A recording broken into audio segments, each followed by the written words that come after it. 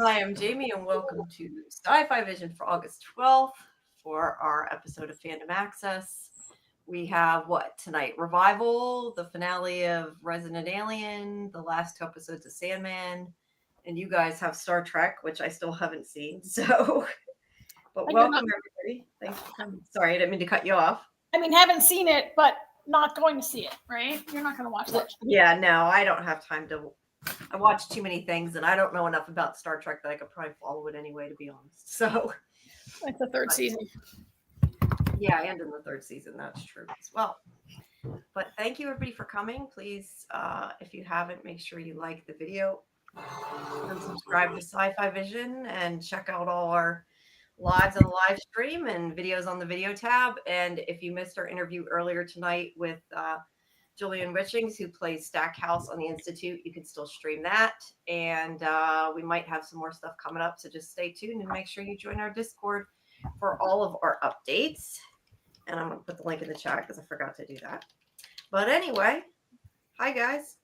Hi. Long time no see. I was thinking the same thing.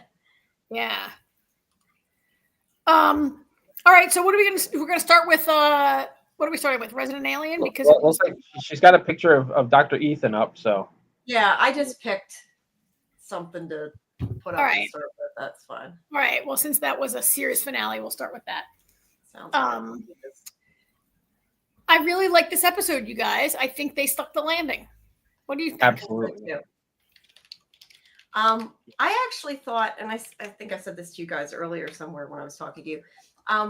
I actually think this, in terms of finales, was pretty perfect. I really liked it. I think that they did a really good job of wrapping everything up, of giving, not that everything had to be happy, but I mean, they gave good endings to all the characters. They had them say goodbye, but they left it kind of open so they can go on. I don't know. I just really liked it. I thought it was really good.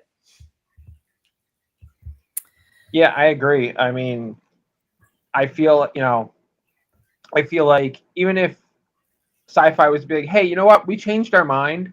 We want season 5. They can just, Max can hit the little doodad button and, Harry comes back. They call Asta and, back to hijinks. Not that I think that's going to happen, but I'm just saying it was done in a way. It felt a little bit like an add-on. Like I talked to you guys the other day. I said I thought last week's episode felt really like a season finale where everything gets kind of wrapped up, but then in the last shot, almost Asta opens her eyes and says they're here, right? And to me it feels almost like they shot that season. They have a season finale, kind of small cliffhanger. They get canceled, and then they get one more episode to wrap it up. It's just kind of how it felt to me, because like this episode felt very. It felt like a coda, right? And we had this sort of new kind of mystery that gets wrapped up in 5 minutes. The whole bit where Asta's like, oh, somebody's here. There's a new alien here. He's come to... it's basically Harry's entire, 4-season trajectory from landing on and kill everybody to becoming like human and everything. Yeah. And then this guy goes through it, and Dr. Ethan goes through it in one episode. But you know what? Just 1 second, Jamie. It felt okay to me because, we've talked about other kinds of series finales where, it can maybe not make total sense, but can be very emotionally satisfying, and that's what this was for me. I was going to say, I feel like it made, I agree with you. We didn't necessarily need it, but I feel like it made sense because the whole show was about, Harry's people are want to kill everybody and destroy the planet, and even if Harry didn't do the job, I think they had said something in the past about how somebody else would come to do it. So I liked it because it was a way of saying, yes, they might. And maybe they have before, but, the Earth is a good place and they can decide not to. And I don't think that it necessarily, I see what you're saying, but I don't feel like he went through all that in one episode. I think it was just showing that the same thing could happen to him and that they didn't have to worry about it because he would be changed like Harry was. Yeah, I don't know. Yeah. It was overly happy. It wasn't, like I said, it was nice that it gave everybody happy endings. It maybe was a little saccharine in that way, but I like that for a series finale. Yeah. it was satisfying, like, I mean, okay, we always go back to we don't always, but the finale of Lost, so controversial, and there's so many people that were so mad about not getting answers to everything, and then there was a lot of people who, like, I was one of them, who just like cried in that episode and felt like so emotionally like fine, like it really wrapped it up okay on the emotional level, and this kind of did that, right? And it's funny that this show that I watched for, I didn't always like this show as much as you guys, as much as Jamie did, and AJ also. I remember specifically you saying you weren't crazy about the 12-year-old humor. Yeah. And what do we get in the finale? We get some serious 12-year-old humor with the ball set. We do. But this show was sometimes a little too broad and a little too dopey for me, right? And 12-year-old humor. And in the end, they wrap it up, and the show was all about love. The message of the show is love for your fellow humans, right? The love that's inherent in humans. I'm like, would I ever have thought like that's the message of the show way back in season 1? Yeah, probably not.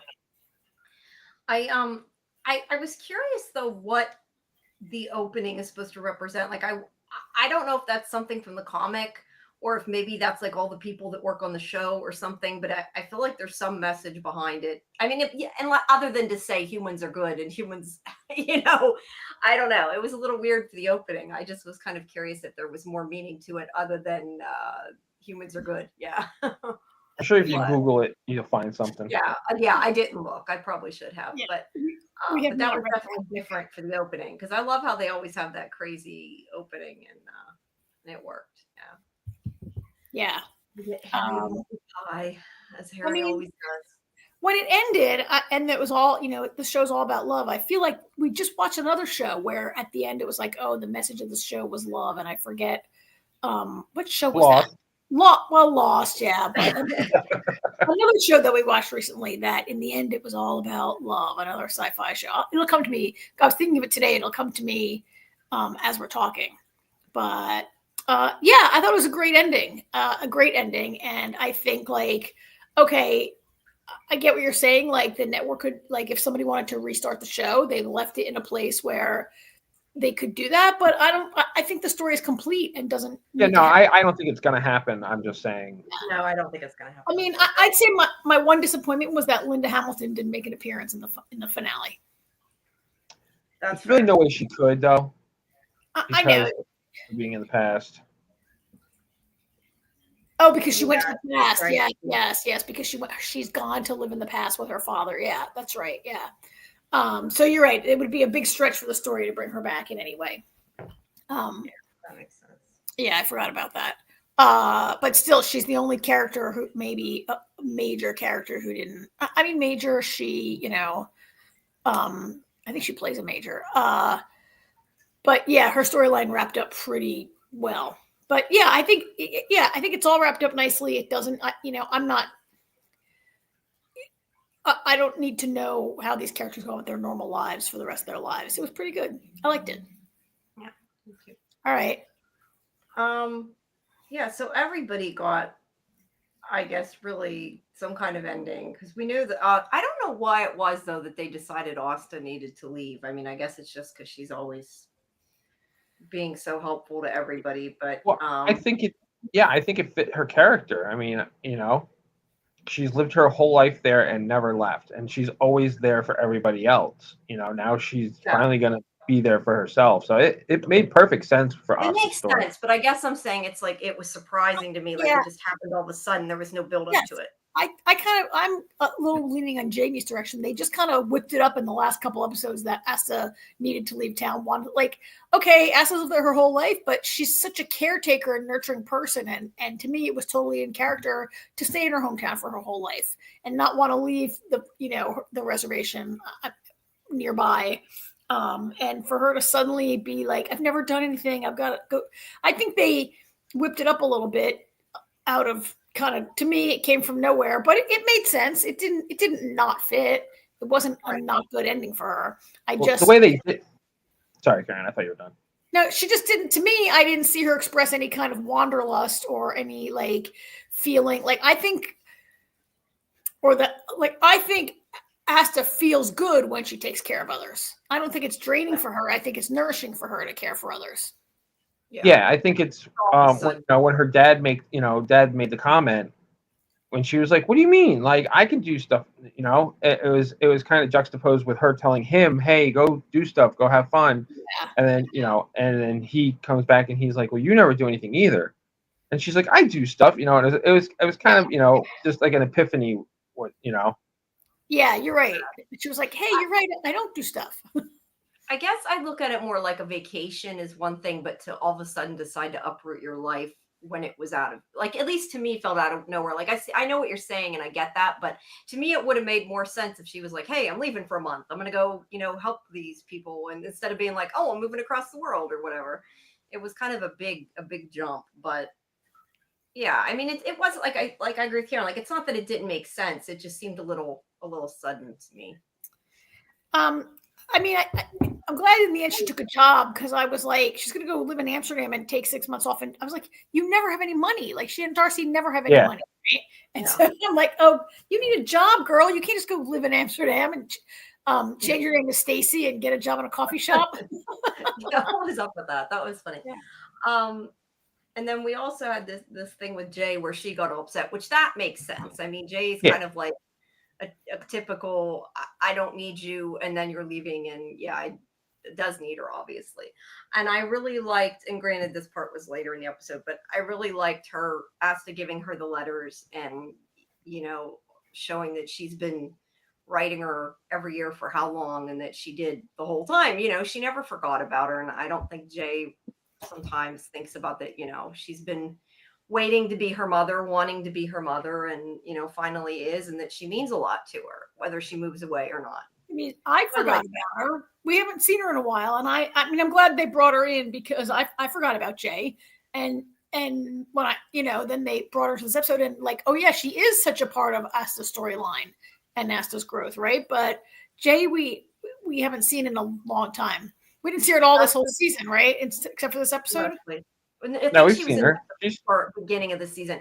But to be fair, Asta's usually busy taking care of Harry, who's more of a child than Jay. So Jay was adopted. Jay has parents. No, I know she does. I'm just making a bad joke that didn't work, apparently. But yeah, I don't know. I just liked it because it was a big part of the storyline, and she was somebody who's really important to Asta. And I think we needed to see that kind of wrapped up a little bit. Yeah. And then we have, I can never remember her name. Judy. I don't know why I forget her name all the time.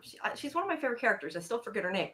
We talked about this last week, but I really, really, really wanted her to either find out about Harry or have already known about Harry. And she had nothing to do with that part of the storyline. And that was a little disappointing, because I was really hoping there would be. That would have been fun. That would have been Judy. Harry's an alien. Yeah, I know.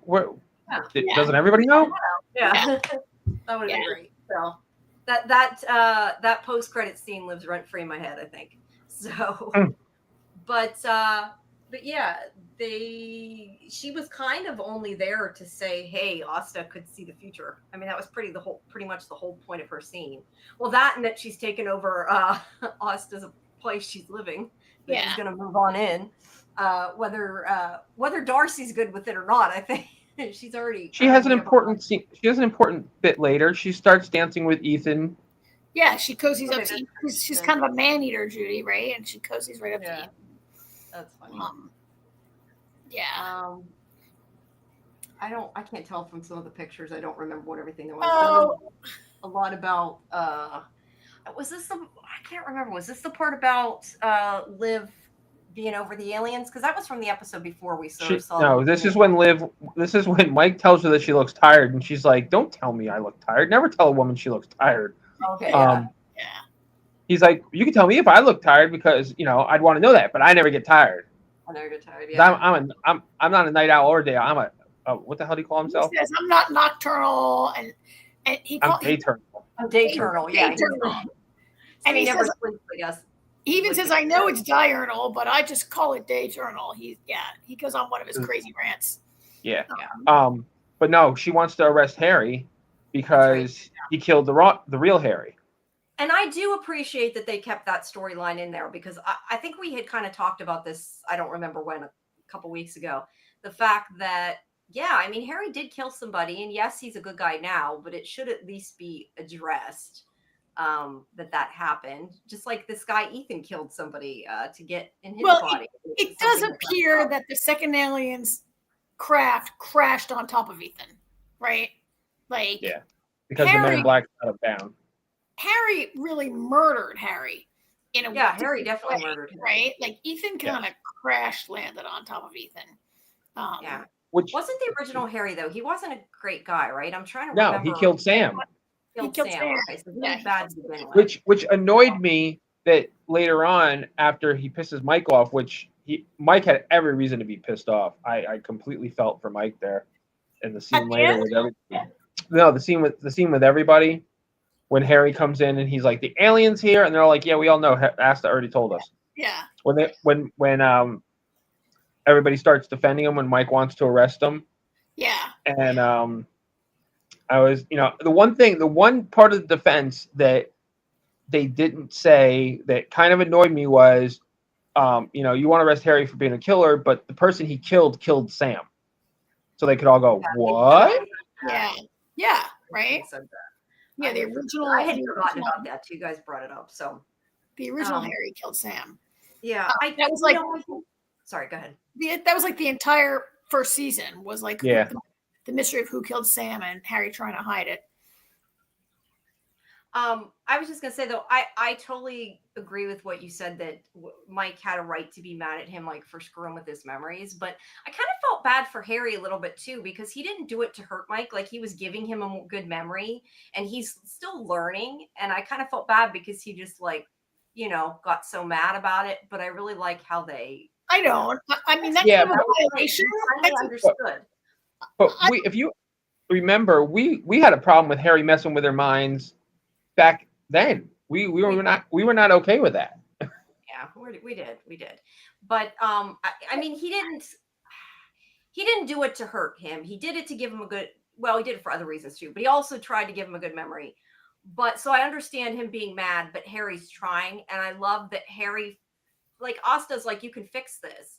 But Harry figured it out on his own how to fix it. That's what I like. Like, he understood finally. Like, he finally got it. He understood why it hurt Mike, and he fixed it. And I love that. I appreciated that, but Mike wasn't wrong when he was like, yeah, it was my greatest memory until you just told me that it's not even real. Like, maybe don't tell him that. Let him keep thinking whatever. Or own up to I mean, he didn't even do it for Mike or Liv when he did it. He did it for himself because they found out. Yeah, he did it to protect himself. He didn't do it to try to make Mike's relationship with his father better. He did it to cover up for missing time.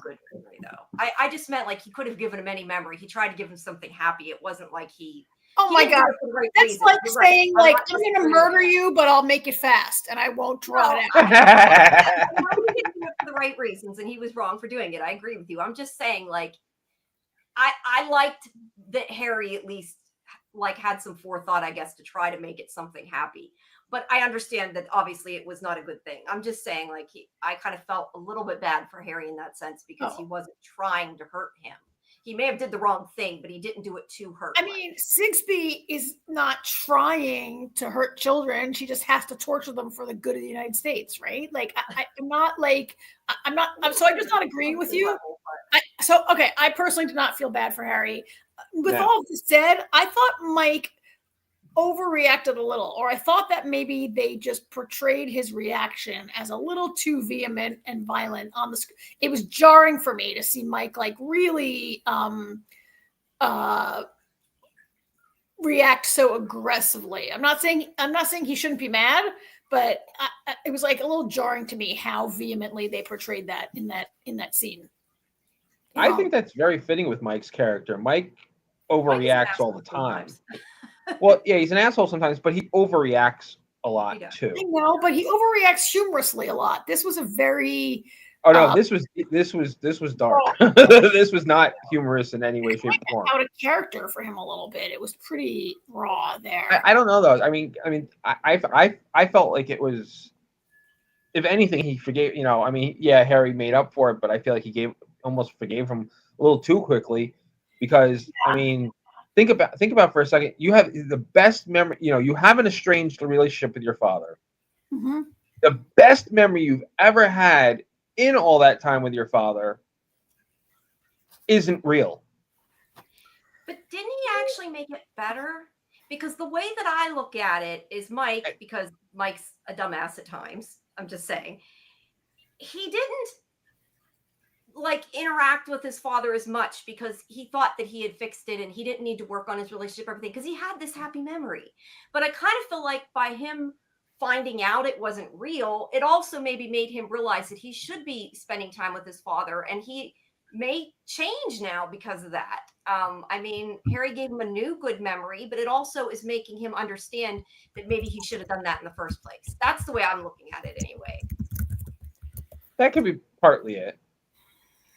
But I don't know. And I was just going to say, because I see Debbie's in the chat. Hey, Debbie. Debbie has a channel now. She has some time-lapse paintings on her channel. So everybody should check that out as well. I know she posted it in Discord. Sorry, I just wanted to mention that. Continue. So we get Budget, Mulder, and Scully again. Although, is that the same one who played Scully? No, she's dead. She's dead. She's dead. Because I didn't not remember her, but I remembered him. Yeah, no.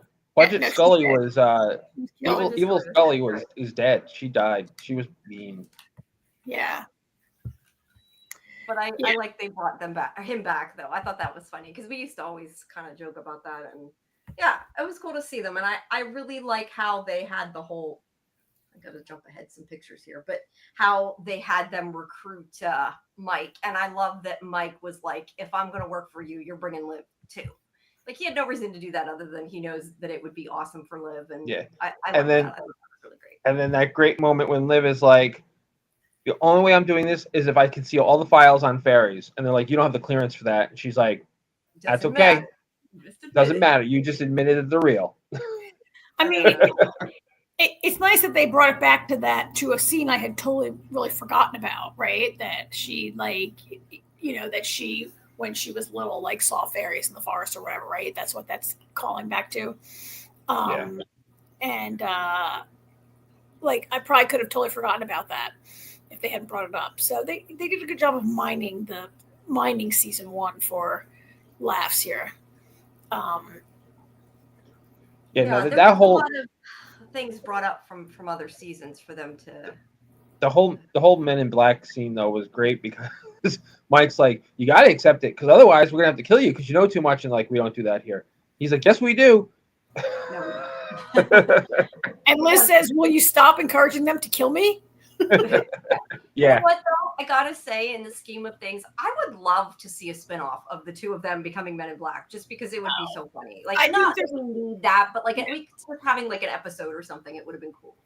I think a lot of this stuff is better left unexplored.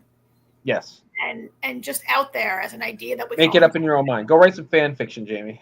Yeah, I think it's better not explored, and just to be out there as as a beautiful idea. But I tend to be less interested in seeing spin-off and continuation stuff than other people do. I'm like a no shipper, no kids, and no spin-off person. But yeah, they really landed this, and everything, especially from when the moment they crank up the Nicki Minaj in the bar, like that whole rest of the episode, like that whole scene, and then the goodbye scene at Harry's cabin, it's just really almost perfect. Yeah, you know what about the scene in the bar though was I didn't really think about it until it happened. I can't remember a time in this whole show that I've actually seen people happy. Like really like Asta and Darcy, like they're just having a good time for a change. You never really see that in this show. Like a dance party, fun night. Yeah, everybody uses that bar because they're depressed usually. You know what I think's hilarious though? Harry, who has been here for a while, still dances like a friggin' robot. Ethan, who's been human for about 5 minutes, actually didn't look bad. Yeah, maybe that's just a Harry thing, alien Harry thing. Well, yeah, I mean, Heather acted like a normal human. Ethan acts much more normal. Joseph, of course, was very normal, was a human hybrid, but like Harry's like stiffness and weird delivery and stuff was like when his father came, his father didn't act like that, right? It is uniquely Harry. I'm not sure why. Well, I think it's probably his upbringing because we've heard anecdotes about Harry's family. Like, yeah, I mean, and then we meet his dad, so it kind of makes sense. Also, like I think Alan Tudyk developed this character, and like maybe to have more. Like you couldn't, people can't duplicate that. They could walk all stiff, and But well, yeah. I mean, think about the joke last week with him walking funny. Yeah. I was trying to see what else we skipped. That was, I think, the ball sack scene. That was the ball sack scene, which was hilarious. And then it was dumb. It was dumb and juvenile, but I laughed. Yeah, and we did talk about Jay getting the letter, so that was good. You know what I find funny about that scene? Like, I don't think that humor is funny. Like, I didn't laugh at like Ballsack, but I laughed at Harry laughing at him. Like when Harry's like, he doesn't say it. Like that's the funny part to me. No, I agree. That is the funny part. Yeah, I would agree. But yeah, like I said, I like this scene with Jay. And then I forget he was stealing medicine to kill him, huh? I'm trying to remember what he was stealing medicine for. That was and she finally it was children's Tylenol. Yeah, he was gonna overdose him with children's Tylenol. But yeah, then we got Mike. We kind of talked about this already. He got to spend time with his father. I don't know. I just like I said, I looked at it as because of what Harry did now, he will, spend time with him, hopefully. I don't remember what the thing was with Kate. Yeah, well, Kate's going to go back to law full time. Oh, okay. Yeah, that was kind of like I could have done with or without. It wasn't super important, but I mean, they all deserve a good ending, I guess. If somebody's going to get it. And he's and dumbass is going to go to jail for threatening the little girls. Oh yeah, I forgot about that. That was funny. I like that. She's like, I'm the mayor, and I will kill you. Just like they aren't with me. That was great. I did like that. Those girls were with me. They were. And then, like I said, Darcy is now helping out this future skier, I guess you could call it, and giving her the advice that maybe somebody should have given her previously. So that she got a good ending as well. And then, the stuff with Liv and Mike we already talked about. And then the board. So, yeah. Darcy's the least, like, they leave Darcy, like, only 30 days sober at the end of this, right? And her best friend leaving her. Like, Darcy, to me, it's a nice ending that she's getting sober, but Darcy's still on thin ice, I think, as we leave her. But she does have other people around her besides Asta to look out for. Also, there are phones, she can still talk to Asta. But yeah. I think for Darcy, though, mentoring this young girl, I think that'll help her. It could be, that could help Darcy too. I'm sorry if I just whatever. That is going to be completely overwhelmed by the tsunami that is living with Judy. Right? That's true. No addict who's 30 days sober should move in with Judy. Listen, Judy. Because Judy said she's moving, it doesn't mean she is. And you just stored her encyclopedias there. Yeah. Her heart's in the right. No, because she said to Asa, "You have to clean your bed. It's full of these long horse hairs." Yeah.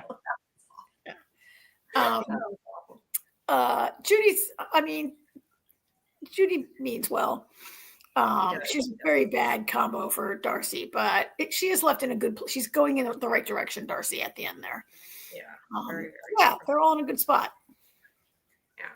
Oops. Sorry about that. It was good. Yeah. So then, so we have all the stuff with the bar, and like we said, how they decide that he will start to become human and he won't hurt anybody. Ethan will not. And it doesn't even happen in one day. He's like by the time he finally figures out how to fix the device, he's like he'll be so human that he won't want to kill them. Yeah. He just kind of gives a little push. Yeah, and I do like, and that's why I said I like too that they make that comment, like there could have been other aliens here before Harry too that became human. So yeah, they're able to change, which I think is kind of the message of the show. And then we get little Bridget with his little suitcase. His little suitcase. which is like a coin purse. Yeah. And a little backpack. Yeah. And yeah, Harry's getting ready to leave. And then we have, I don't know how to pronounce it. I'm not even going to try, but them all saying goodbye. And I love that they all came to tell him goodbye. I mean, yeah, he's affected everybody for positive in some way, at least. And yeah, also he stole Ethan's ship, right? Or is that his ship? I was thinking, no, that was on his property. That he says that it's Ethan's ship. Okay, he did, because that was on his property. I figured he says it's Dr. Ethan's ship. Okay. I really like that they, brought in a little Native American culture at the end. Again, none of us three are Native, but I think we all agree they've done a good job of of bringing Asta's culture in, and I really liked that. Kayla says, was it Kayla or is it? It was Kayla. Says, we're Ute. In the Ute language, we don't say goodbye. We say see you again.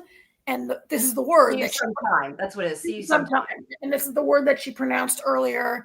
And I thought, God, they really didn't have to do that, to have it written on right. That really especially with Harry having had such a transformational experience at the powwow earlier this season. I thought it was great that they brought that in there at the end. Yeah. Huh. So then we get the ship.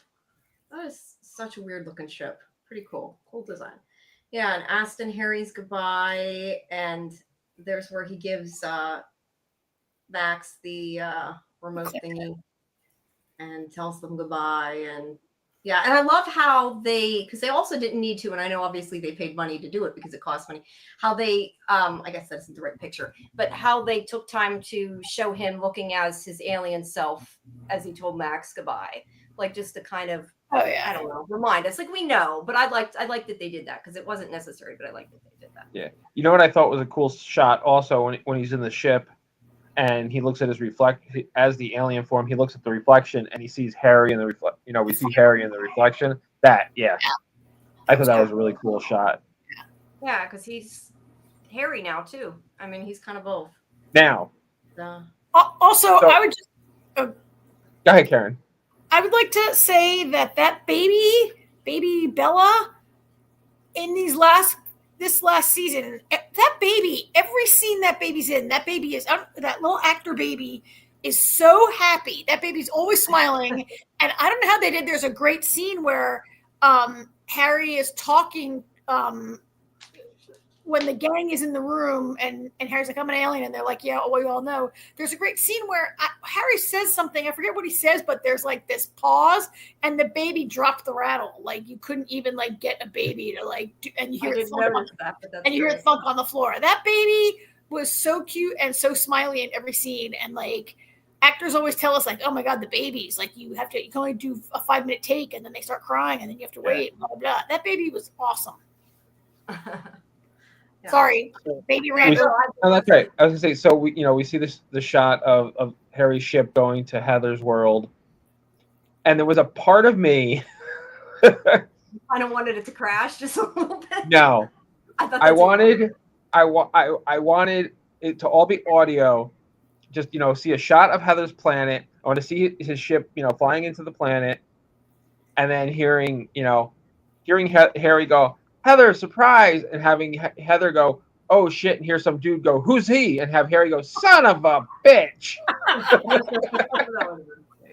AJ, you should write for television. I know it wouldn't have exactly worked for a happy ending, but that would have been funny as shit if Heather was hanging, with some other guy. Bird boyfriend. Or maybe even had her father there attacking him or something. It could have been maybe something. Just to end the show with Harry, son of a bitch. Yeah. Oh, that's that's the group scene when Mike was pissed off. Mike's like, this is some bull, and Harry goes, shit, it's bullshit. Yeah, they leave, and then let's see, we got another shot of them in the ship, and then we have them, and then them saying goodbye, which yeah, that was kind of sad, and I liked the whole friendship bracelet, everything, and yeah, you knew damn well she had that bracelet in her pocket the minute asked the brother. Yeah. Oh yeah, of course. That's cute. Yeah. All right. Yep. Yeah. Right. I think it was. Oh yeah, and then the Harry was here. Yeah. I think it was a really good. I liked it. Like I said, I think it was like almost a perfect for a series finale. I really enjoyed it. I would have liked to have seen more. Did we? I mean, is it wrapped up that we don't need more? Yes, but I do like the show, and I would have liked another season. But but it is what it is. I mean, they had. I mean, how many? How many more times can there be an existential threat to Earth that Harry has to? Right? Like it had played. Hey, Karen. To be fair, we've got existential threats to Earth a lot lately. I know. Yeah, including. Well, never mind. Well, I think it worked because it was focused on not tying up loose. Like the plot has been pretty tied up over the last several episodes, but they didn't have to spend an hour rushing around to like solve mysteries and reveal clues. It was focused on like wrapping up relationships. Yes, it was about the characters, and that's number one in our repertoire. Yep. Yeah. All right. Well, Resident Alien, rest in peace. Yeah. On to Revival, where they come back from the dead. Okay. Revival. God, I feel like I watched this so long ago. It was only a few days ago, I think, but it feels like a week ago. So this was episode number, I don't know. I'm trying to find that. I'm trying to find why it's not showing me. This is 9. Episode 9. Nope, that isn't it. Damn it! Whoa! Hold on. It's not showing up the image. All right, do your thing, and we'll. So yeah, I'm just trying to figure out. It's called. This was the second to last episode, and the title was "Mother of Babylon." Right? It's the title of this episode. Yeah. Let me try reopening it's pretty. I'm going to put you on. It's a pretty harrowing episode in a lot of ways, right? Like there's the Black Deer investigation, and then there's everything Emma's going through, and they were both pretty harsh storylines. It was a pretty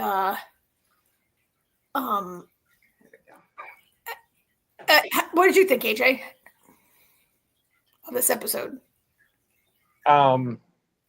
Here's a Prison Break episode for you. Yeah.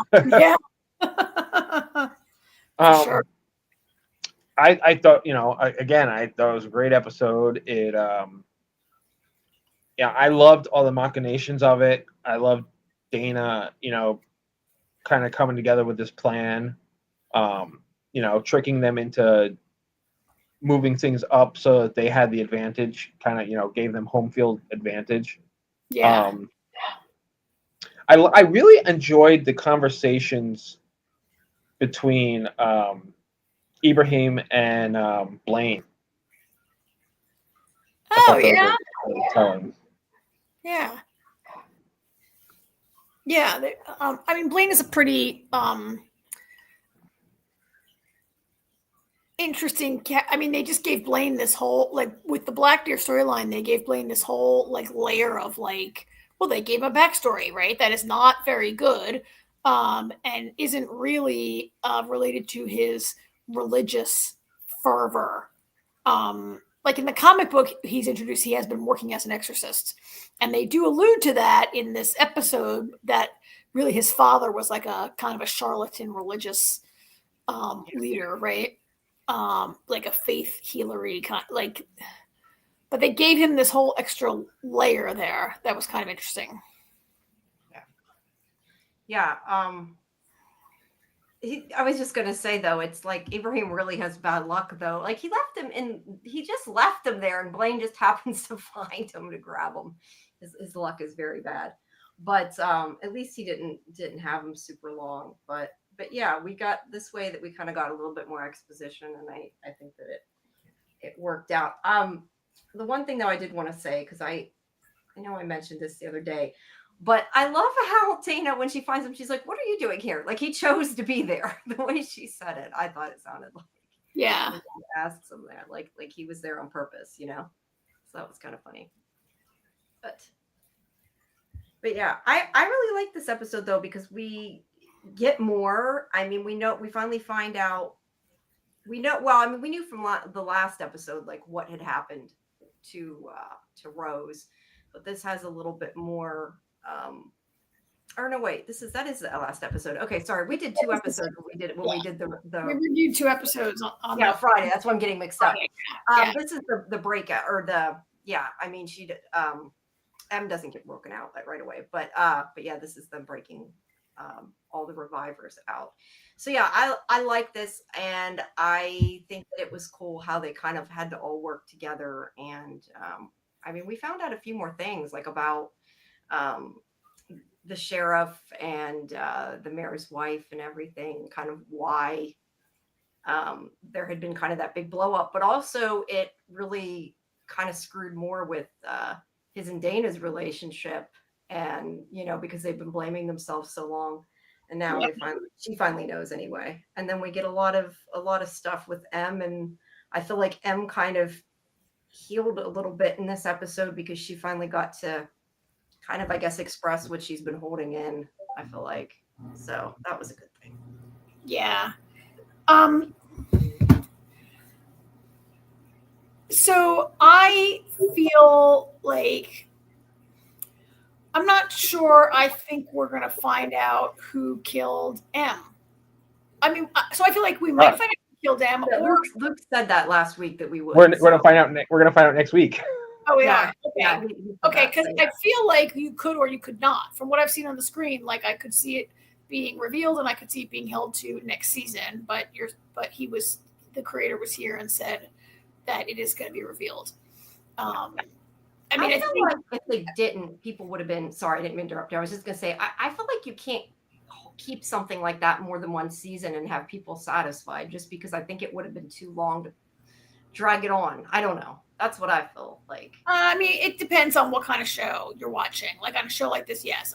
Yeah, I mean, if it's a murder mystery show, maybe. But like in Homicide, there's this one murder that haunts the cops for the whole 4 seasons. They can't solve it for the whole 4 seasons of the show, but it's like the backdrop of other cases they're working, right? Right. This is can have that. What you can't do is do what was that show we watched where they said the first season they would guarantee tell you who killed this girl, and then they didn't tell you. A show that who killed Rosie? Come on, she was killed in the Indian casino. That tall guy, Joel. Come on, what's the name of that show? I don't know. You lost me. I'm trying to remember. So mad that they said it was a 1 season. They would definitely find out who killed this girl, and then you don't find out in the season finale. What's the name of that show? It was on AMC. I don't know. Do you know what she's talking about? Yes. Oh, an AMC show that made us all so mad. Oh, we hated that show. AMC. Yes, we loved it. The Killing. We loved it until we hated it, right? Yeah. But that, like I said, though, I think every week murder mystery compared to like a show that's got a lot of stuff going on. Like it's not. I mean, this show, M's Murder, is the backdrop. Like, to who murdered her? How was she murdered? Why was she murdered? It's like a. I mean. It's a side story to why did people come back to life, right? And I mean, I know where it's going from reading the comics. Jamie knows because she went on the internet and read spoilers about it. Not intentionally. I read Wikipedia to get some information on Blaine. I didn't know that I'd accidentally find out about M. That was not intentional at all. I feel like you can't call that an accident. I feel like no, it was my fault, but I didn't. Willful. I wasn't looking for the answer, but yes, it was 100% my fault. I found the answer. That's like when people go into the spider cave and then are surprised that a giant spider eats them. So, Jamie, did you find out that about the creeps, or do you know who killed M? I found out who killed M, and I found out what the creeps are, which we kind of know in this show. No, we do not. I don't think we know at all what the creeps are right now. Well, they haven't outright. I have a theory. Let's not talk about it because I'm not. But those were the 2 things. Why can't we talk about it? I have a theory. I don't know. No, we can talk about a theory. We can talk about a theory. What's your theory? I mean, my theory is that they're souls or something like that, because I thought it was really telling in this episode when Ramin was talking to Ibrahim? May. When Ibrahim was talking to May. Okay. And he was looking at the Quran, and he like puts it away real quick when she sees him. She's like, she goes, she's like, no, she's like, we have crazy shit going on here. Look for answers wherever you need to. You never know where you're gonna find them. She's like, go back to your soul searching. And he gets this little glint in his eye, and goes back to the Quran. And I was like, they're totally their souls. Oh. that was since I have no idea, that was just my. Let me ask you, Karen. How did you read the whole comics? I'm not sure how you. I didn't read it to the very. I read a lot of it, but I didn't read it to the very end. Okay, so you don't know. I think my comic book store didn't have it. So do you know? I mean, I know now because you know who killed him, though, right? I know who killed him. I know what the creeps are. I know what happens at the end. I know a lot of stuff that happens in the book that hasn't happened yet. That I don't know if we're going to see it. Like, there's a lot of. I feel like the comic book has a little bit more going on with.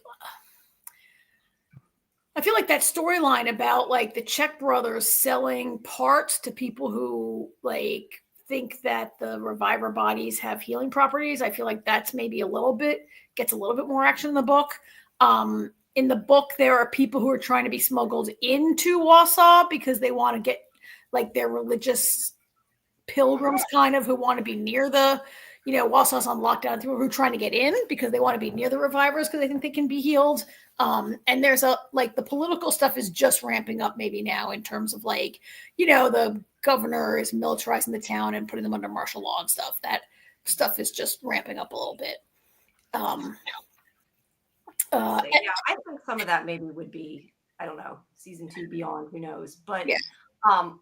I will just say, I think that like, even though I felt like I thought I knew what was going to happen, at least part of it, I didn't. And I enjoyed the way that was done, and they surprised me more than once. I think it was a really good finale. That's all I'll say. I don't want to go. Well, I don't want to talk about the finale because I'm not. I'm just saying. I don't want to hear. I liked it. I don't even want to know that. I didn't want to know that. Okay. Because if you say you didn't like it, then I know, like, oh, that's because maybe stuff, like, yeah. Okay. But if you didn't like it, you just wouldn't say anything.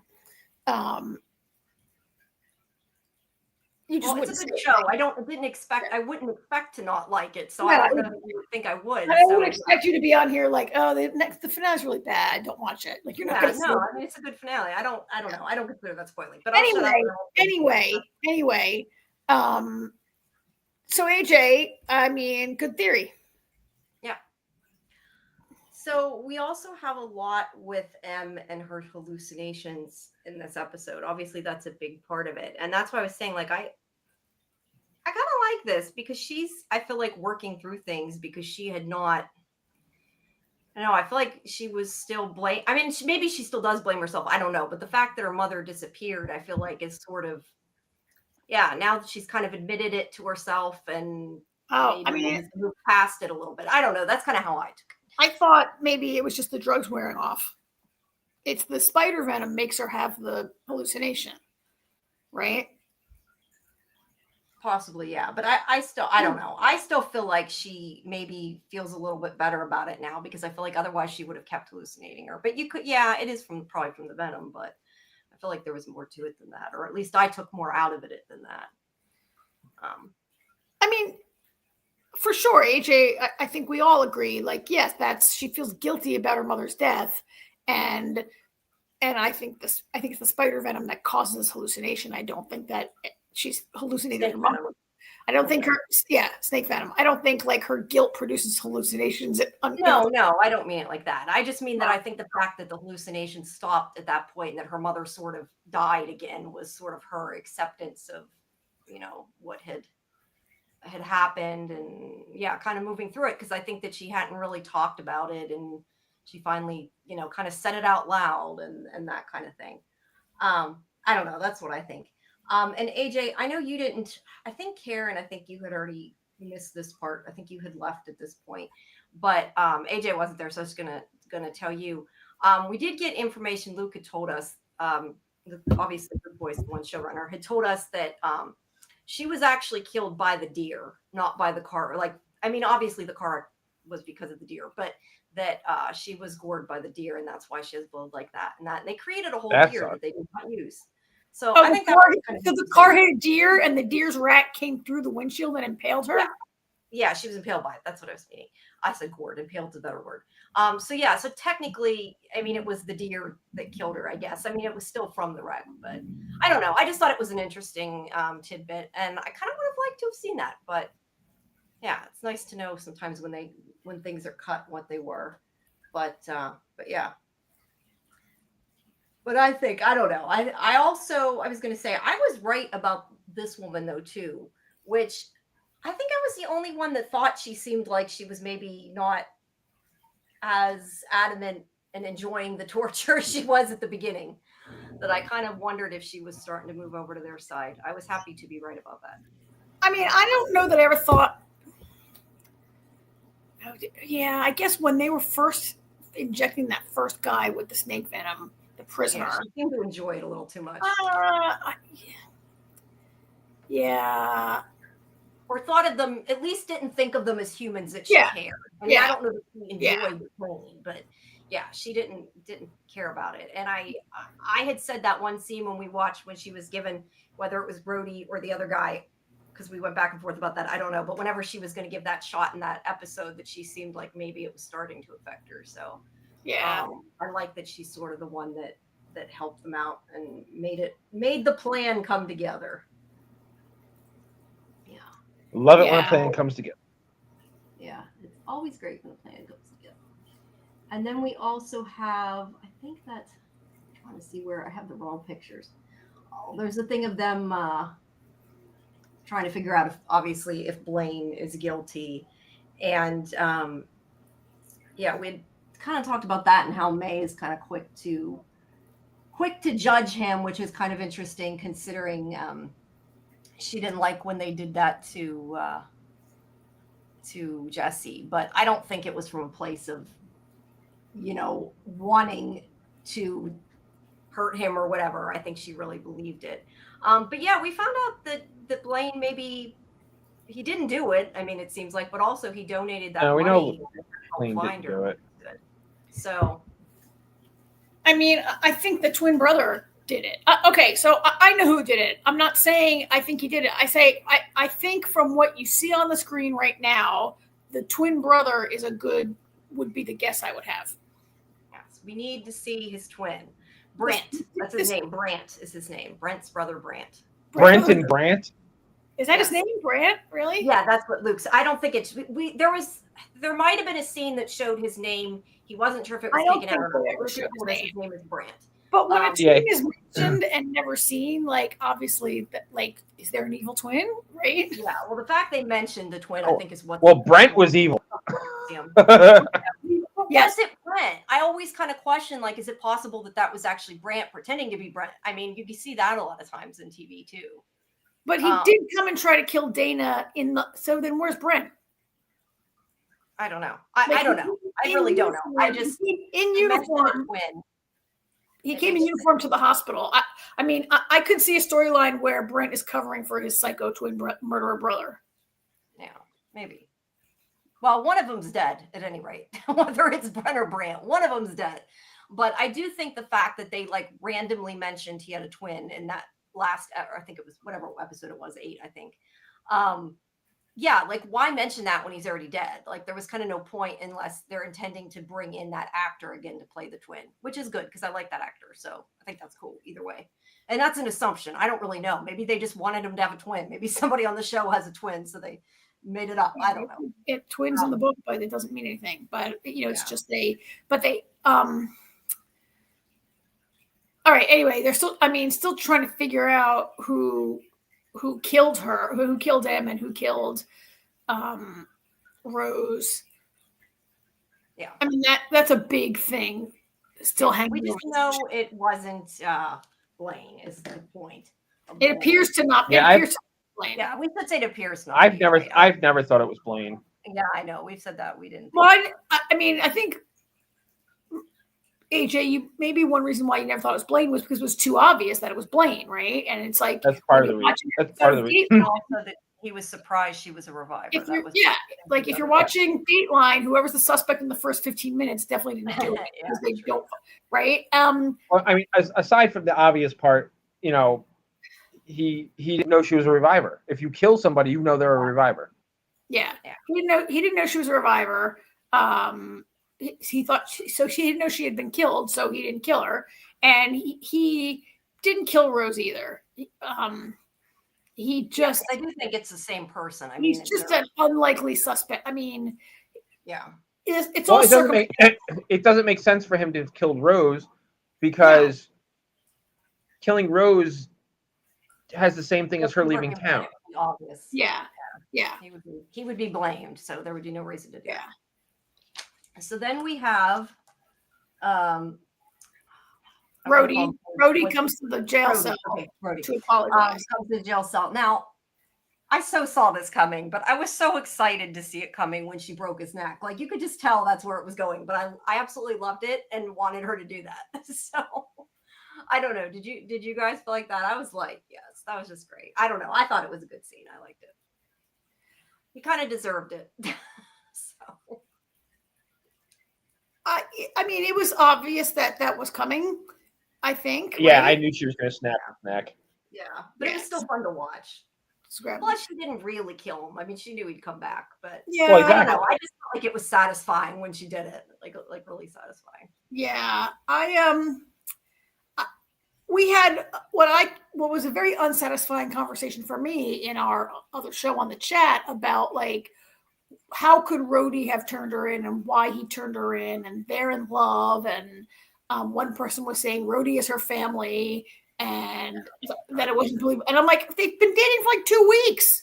You know, like it's 4 weeks since Revival Day, so they've been dating less than 4 weeks, and they're teenagers. And to me, when they tortured him and threatened his family, I believe that he would be like, yes, this is where M is. Yes, you know, that he would have to say. And other people seem to feel really like it not believable because they're so in love and he's her, like, particularly the comment that he's her family. I just wasn't seeing that. I'm kind of on your side with that. I agree. And I don't want to say I don't blame him. It was still wrong, but I could understand you giving somebody up. And I agree. He doesn't know her that long, but it's TV. People say anything one day on TV. So I think however anybody views a scene and that was their impression, that's valid, that they have one impression, I have a different impression, but I just really didn't agree. EJ, I don't know how you felt about Rhodey giving her up.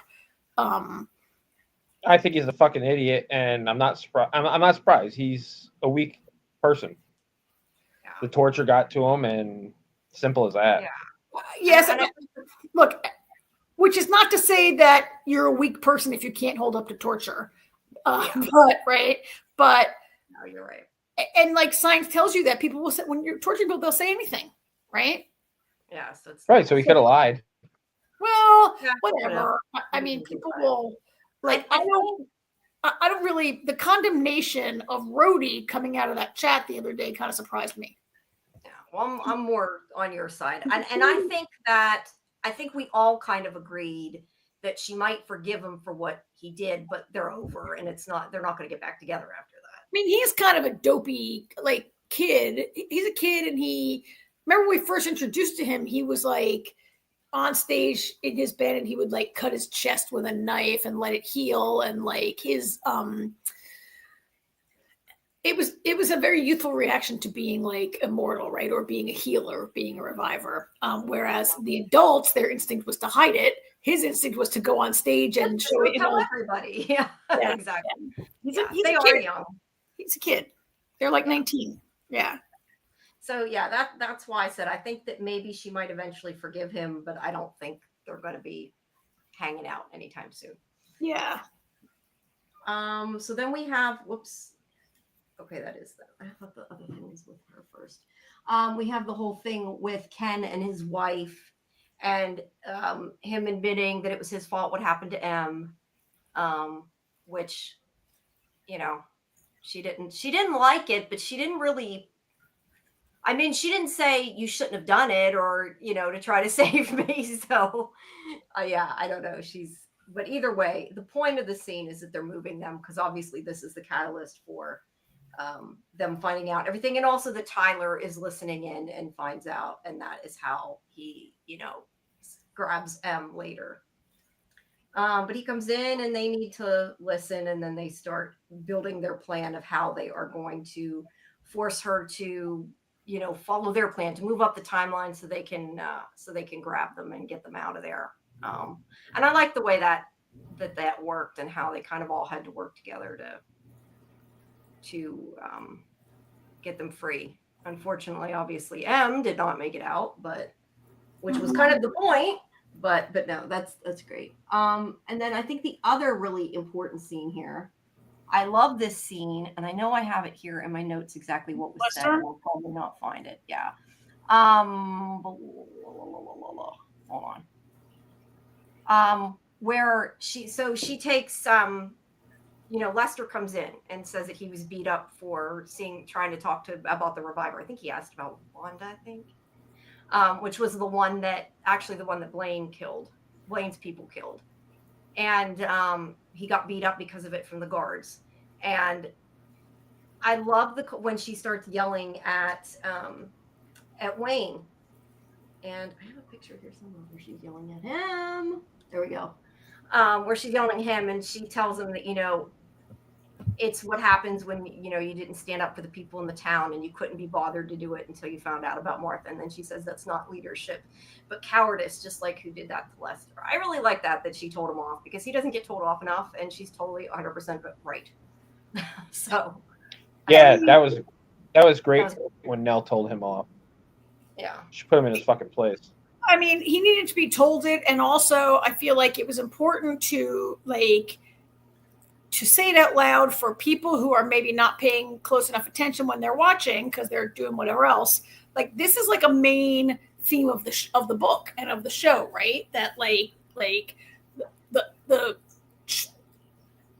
the way people treating others a certain way until you realize that, they're just like you. Like, it's okay to treat survivors this way because they're others, but then, when it hits close to home, suddenly changing your tune. Like, that's a theme, and that's a theme of, I know, and Luke Boyce has said to us when he was on with us that they did amp up Wayne's aggression and make him a little bit more of a jerk than he is in the book. They amped that up here on the show. But it's a big theme of the book, and it should be a big theme here of that, the speech here. I'm glad they called it out for people who maybe are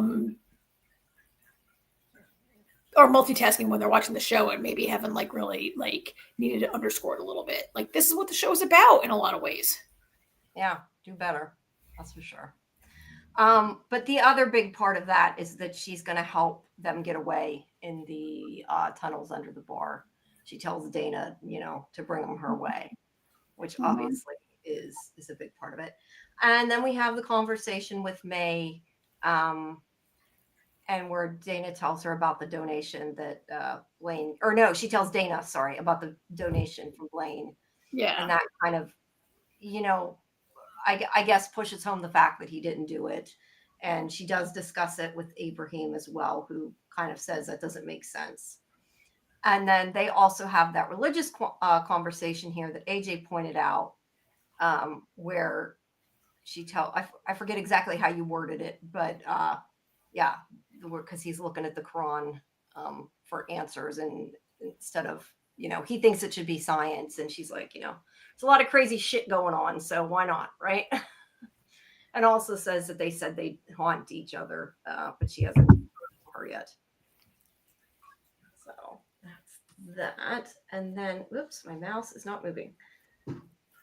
All right, so then the whole plan gets put into action. Oh, we also have this scene here with Aaron's wife, where she tries to talk to Aaron's wife happens to be the social worker or mental health worker who's working with the revivers in their prison.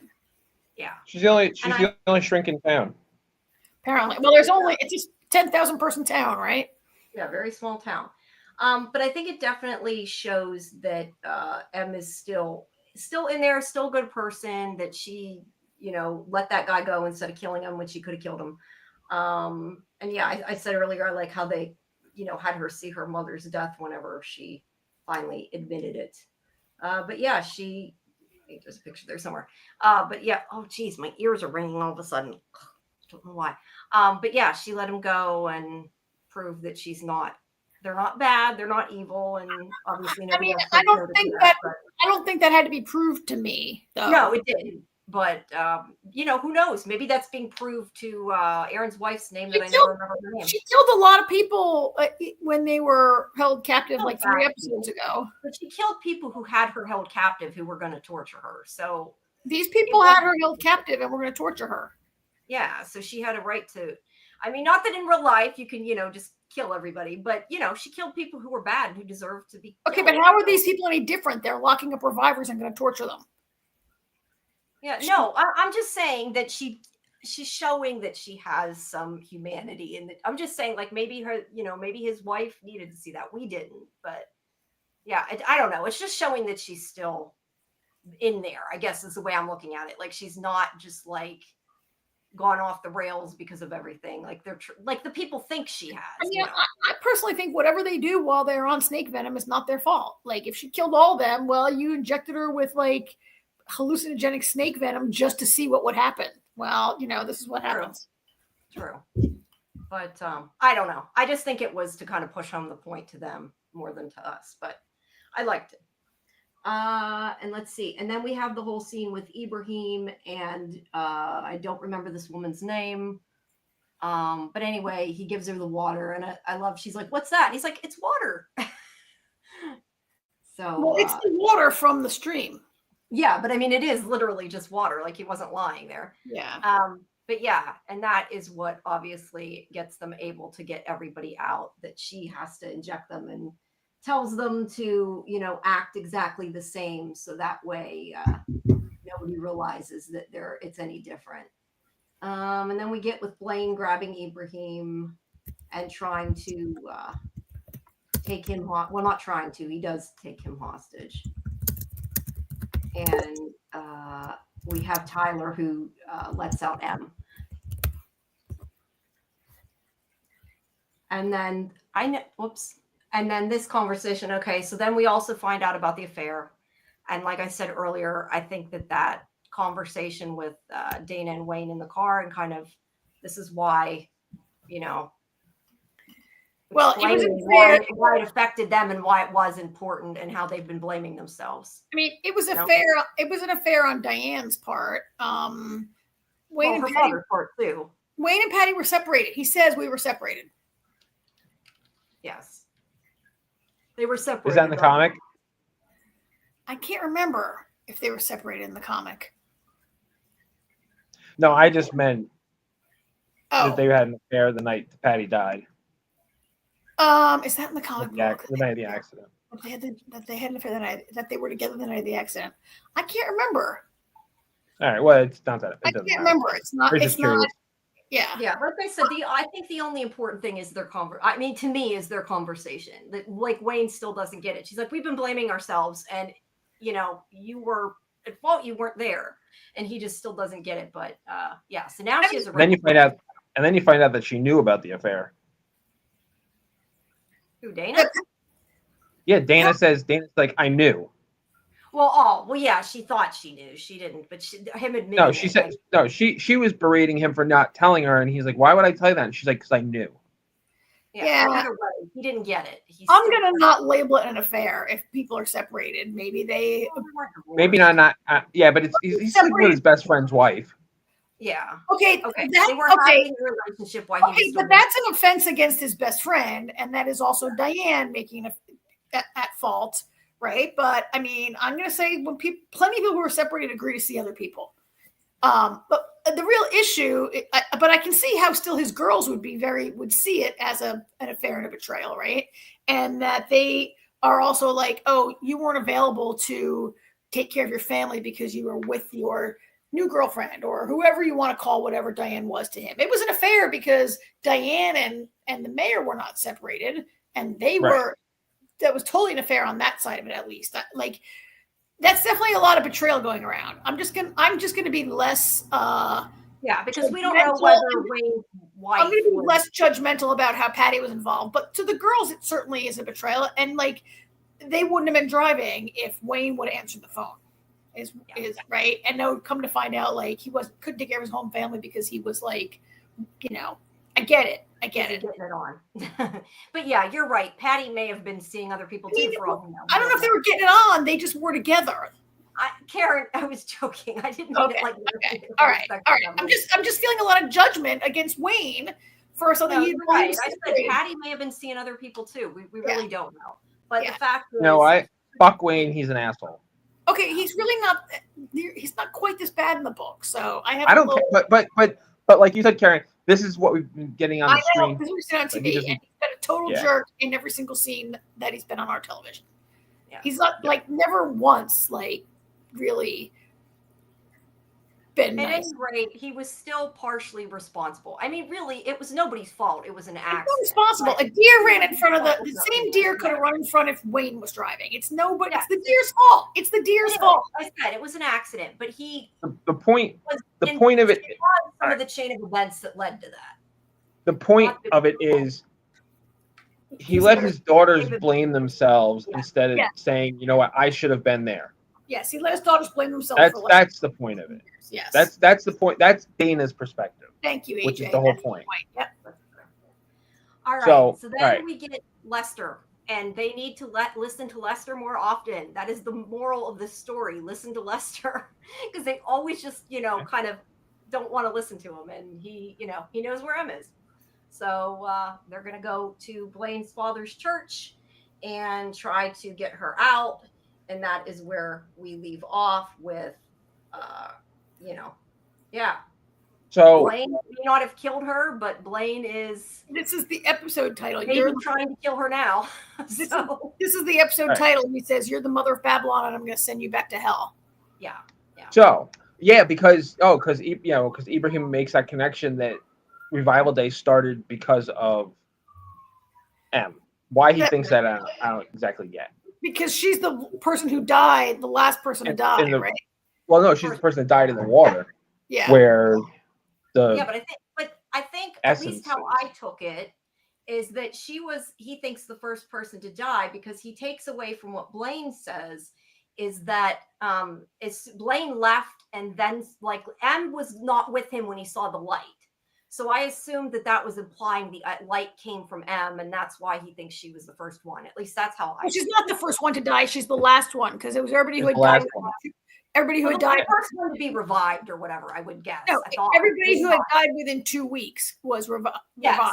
So she was the one that caused it to start. He thinks something about her death might have been a catalyst. Yeah, because she died in the river. Or the reprieve or whatever the hell that water is. Took out of what Blaine said, though, that the light came from M is what he's guessing because she had already been not with him when that happened. And that was kind of that part. Yeah. But like I said, Blaine may not have killed her, but he's going to try to send her to hell and kill her now. So he wants to kill all revivers. No, I know. I'm just. So something we always do the week of a show like this before the finale. You two can't play this game because you two know the answer.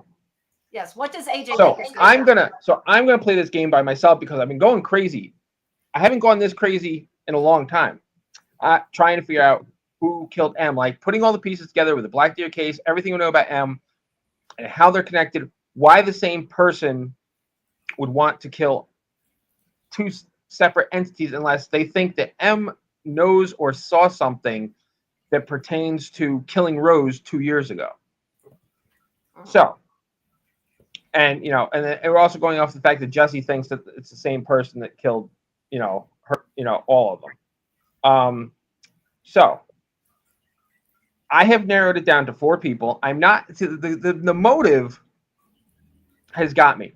There's a part of me that thinks it's I keep going back to Nathea, but I don't. I mean, maybe part of her motive for M could be you're sleeping with my husband, but. Who's Aaron on the phone with all the time then? Because I feel like Aaron's on the phone with whoever is behind everything.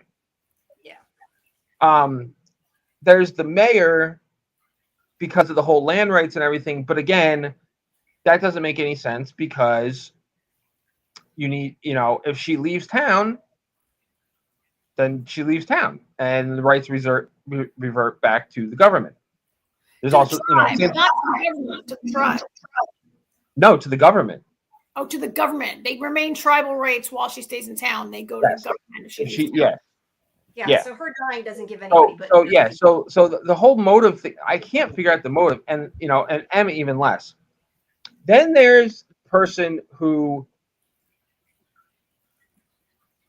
I can't figure out the motive behind it, but let's put it this way: if it is somebody out of left field that we haven't even met, it's gonna piss me off. But I feel like it's got to be somebody in town, somebody, I'm assuming somebody that we haven't already, suspected. And this episode, because he is only in and out infrequently, I don't know the motive. I can't wait to find out what it is next week. But Lester. And it wasn't until this episode that Lester even popped in my head. I was like, Lester is everywhere all the time, at the right moment. He was, and it's funny because, what was it, the first or second episode when he called the police to come and investigate what the hell was going on in the woods there? Oh, with the deer or whatever it was. The horse. Yeah, the horse. Yeah. I don't know. There's just for this past week, since I watched it on Thursday, was it Thursday I watched it?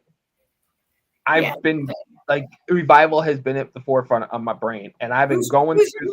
Your list is Aaron's wife, the mayor, Lester, governor, and the governor. No, the governor. The governor. Yeah, you mean the female, the woman? Okay, he does mean the governor. Yeah, isn't she the governor? Yeah, she is. We just barely see her. Well, there's a governor, and then there's the general that the governor put in charge. But we only saw the governor. Yeah, but the general is just a foot soldier. You think the governor is a suspect in killing M? That's interesting. I know. Because I'm trying to. That's the thing, because I'm trying to connect M and Rose. M and Rose, yeah. No, that's cool. M is, but why would Lester be working with Aaron to kidnap Rose? I obviously there's a piece missing. Maybe he's like Norbert in the Institute, just randomly hanging around the police station at the right moment. Yeah, maybe. Yeah, right. But I don't know. The more I think about it, the more I think I say the mayor, and the governor, but I'm like, I'm a lot stronger on Lester and the wife because it just makes more sense. Again, no motive, but it's just this feeling I get, and why Rose? It's funny. I'm actually leaning towards Lester simply because the wife was in the house with Aaron when he was on the phone. I mean, he could have been on the phone with Brent. That's possible. Yeah. But if she's the mastermind, why does he need to be all secretive around her? You know what I mean? Unless he doesn't know she's the mastermind. And why is even Aaron involved in the whole Rose thing? I can't wait. All I can say is I can't wait for this coming episode. Yeah, but right now, my money's on Lester, regardless of a. Okay. We'll have to see how good of a detective AJ is. Yeah. I will say I was surprised when I found out. I'm probably way off, but that's beside the point. Welcome. It's just what's given to me on the screen. It makes the most sense. Yeah. But I will say I am tomorrow doing a short interview with the showrunner. So that's going to be post finale. That'll be for a post-mortem. So that'll be up after the finale. But yeah. So AJ. Yeah. We also had a long conversation on chat about the creeps, or the angel that Blaine keeps referring to as his angel, and why when we saw the creep go to Jordan and go to Uncle Jesse, is that his name? What was the guy's Rose's father? Jesse. That seemed to be an experience where they were drawn in and peacefully, and even like Ibrahim says, well, no, that was a kind friend. I saw it happen, and that creature was kind. He calls it an alien. That alien was kind, right? Whereas Blaine has video of Wanda like screaming and being killed violently, and also when his minions get that brand mark in their hand. They get like from the angel, right? Like we had a long talk about what that is. Is it the same creature? What are the different, like, what is that all? I don't know. We toss around a lot of theories about that. I know what it is. Is there a question in there? Yeah, what do you think that's all about? I think it's, going on the whole soul idea. Yeah. If you're alive, it's obviously not your soul because you're alive. The soul's still in you. So that's why it burns the living. It was pleasant for Jordan and Jesse because that was their soul, or whatever you want to call it, or their alien, their alien caretaker. Whatever it turns out to be. A lot of it has to do with Wanda when she was murdered by it, because she kept saying it's not mine. So she was saying it's not mine. She was saying it's not mine. It's so that's why it killed her, because they tried connecting two. It's like taking two pieces of a puzzle and making them go together and ending up ruining the puzzle because they don't belong together. So your theory is that there are like 34 revivers, so there's 34 creeps out there, and everybody has their own personal. Yes. Yep. Exactly.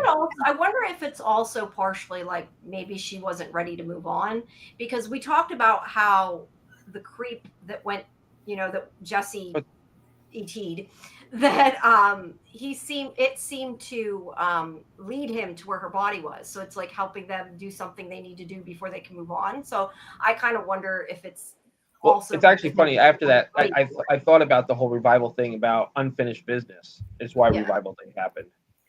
Yeah. Which, with what Ibrahim thinks about M, makes sense, because clearly she has some unfinished business because somebody killed her. Yeah, except that every person who died in the last 2 weeks woke up. It's not people that just had unfinished business. Well, right? Yeah, no, I know. That's why. But that's why I kind of do like that whole thing with what Ibrahim's thinking, because for it to be every person in the last 2 weeks has something special. It's got to be. It makes sense that it's one person that, and the side effect was everybody. Everybody woke up. Yeah. Yeah. All right, Detective AJ. We got one more episode to figure that out. We're gonna find it out next week. Yes. And then wait out renewal.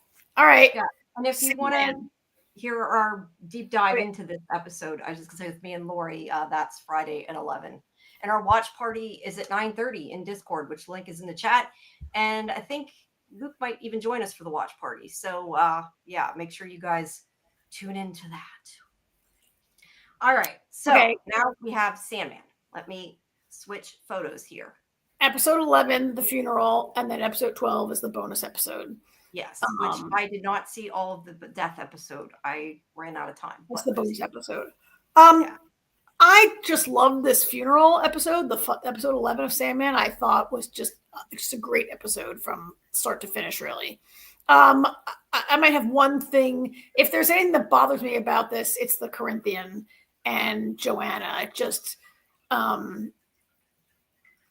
the idea that he has just been this really pushy guy, and he just like harasses her kind of. I mean, it's a harassment. I mean, it's not that he just keeps pushing and pushing until she just gives up and agrees to like be with him or whatever. I know that's like a surface reading of it, like really like, is he her true love? I don't know, but like, I don't love that. But overall, I loved almost everything else about this episode. I really, really liked. I thought it was great. As sad as I was to see Dream go and turn into Daniel, I thought it tied it up nicely. I have to wonder, as somebody who hasn't read the comics, I kind of wonder if you guys feel differently about the episode because it's something like you wanted to see or whatever. Because to me, not that I didn't like it, I did. But I kind of feel like if we were going to get an 11th episode, I would have liked it to be something else. Like, I feel almost like the episode was a waste of time doing that, spending that much time on the funeral. Like, I get it. And I was very sad because of Dream. I cry easy at stuff. So won't say it wasn't sad. But yeah, I would have liked an episode dealing with other stuff as opposed to the whole thing, almost the whole thing being the funeral. But I don't know. Maybe it's just because I haven't read it. What other stuff?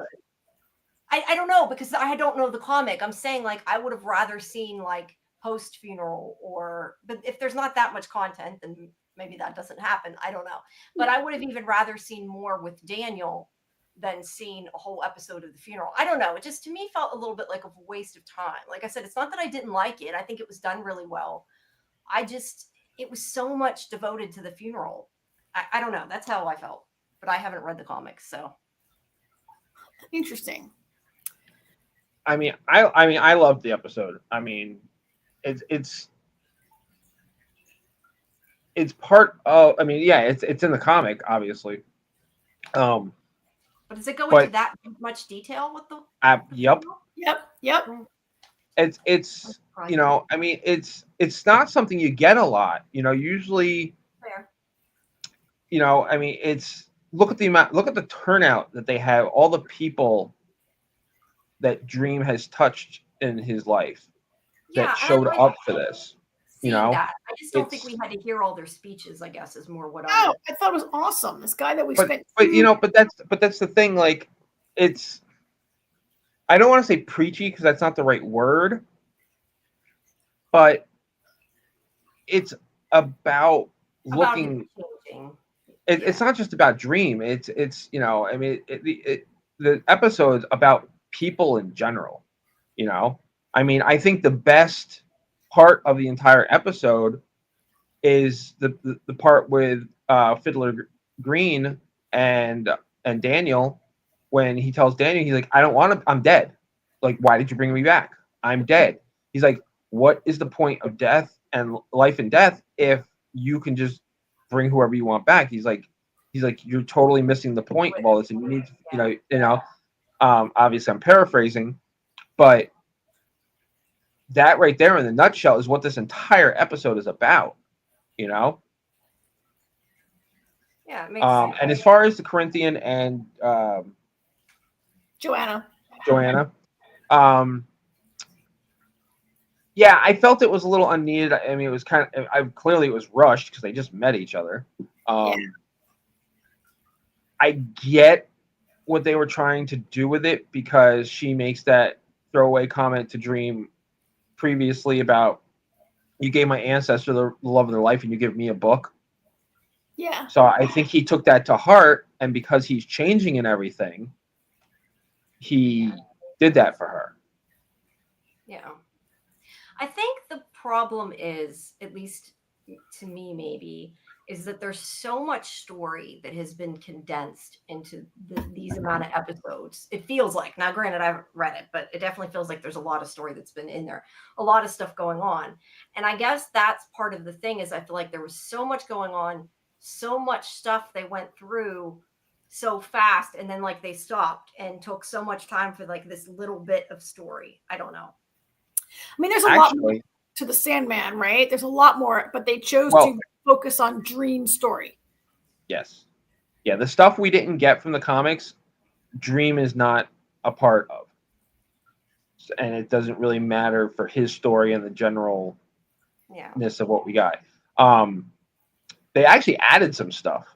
They actually fleshed out some stuff some more.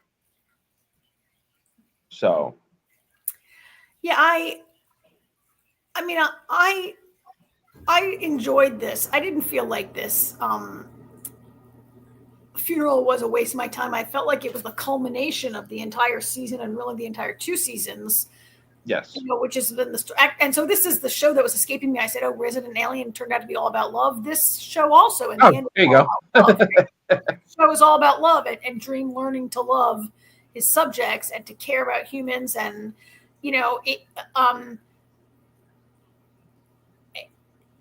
was the hour entirely focused on how those closest to Dream are affected by his death, but also how Dream's evolution and growth as a person, as an endless, over 2 years, how the changes in him affected changes in those around him, in his brother, in his siblings, in Joanna Constantine, in in everyone. I mean, I just really, I could almost have taken a longer episode, and I mean like 10 minutes longer, not like 2 hours longer, but to me it felt it felt right to me. So maybe Jamie, you these are not beloved characters for a viewer like you. Yeah, like I said, I just feel like it was so much story that they condensed so much, and then they spent so much time on this one little bit. Oh. Like, I would have rather them spent more time on some of the other parts of the story that felt rushed only because they couldn't do as much as they wanted to. And again, I think maybe it's because I haven't read the comics. To me, it just feels like it went really rushed, and then like they took the time and I don't know. Like I said, I know that they like I get what you're saying, and I appreciate that they had the funeral, but I felt like I don't know that we had to see every sibling give their speech. I guess it just felt I don't know. That's just personally. There's other stuff. And I thought I loved all their speeches, and I thought visually it was fabulous. Also, right? They were fabulous. I mean, I loved all those speeches that they made. Yeah, I didn't dislike it. I just would have liked more of the other parts of the story, I guess. But I don't know the story, so I don't know how important it is as part of the story. You know what I mean? Like, yeah, I mean, I'm going to say one more thing and like let AJ chime in also, but I think that really helps to make sense of the main character. Like, if you're going to kill off the main character in the last episode, can be a very divisive thing for even though okay, was he killed off? Like, Dream sacrifices his own life for his child's life, basically, right? It's like the ultimate act of love and self-sacrifice. So it was like but still to like do that and introduce Daniel, like if that had been the last episode last week and now we got Daniel, like I feel like this really was important for then I would have felt cheated. I'll agree with that. This is another finale that was more emotional than it was action, and it worked for me, and it doesn't work for everybody. AJ, I mean, I don't know how you felt about it, and I want to ask how you felt about Daniel. I mean, for me, Daniel was.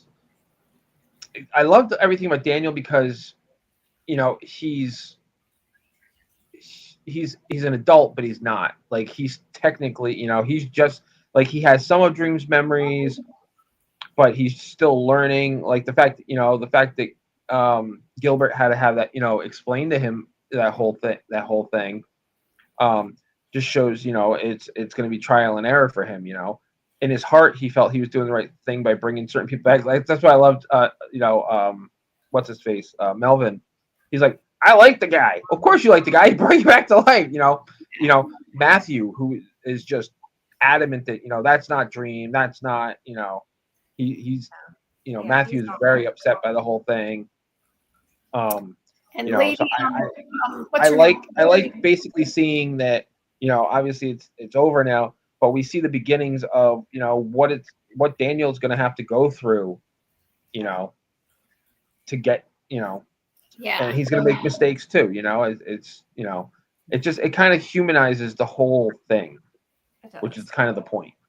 Let me ask you a question though, because there's one thing that I thought was interesting that I wanted to know more about.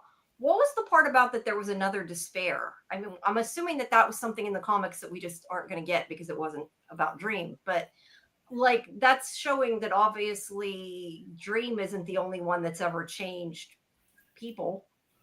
Yeah. Yes. So and you don't actually get the whole. You find out about it, but you don't get it in the story. Okay. Actually, was her standalone? I didn't read it. Her standalone. I'm trying to remember what her standalone story was.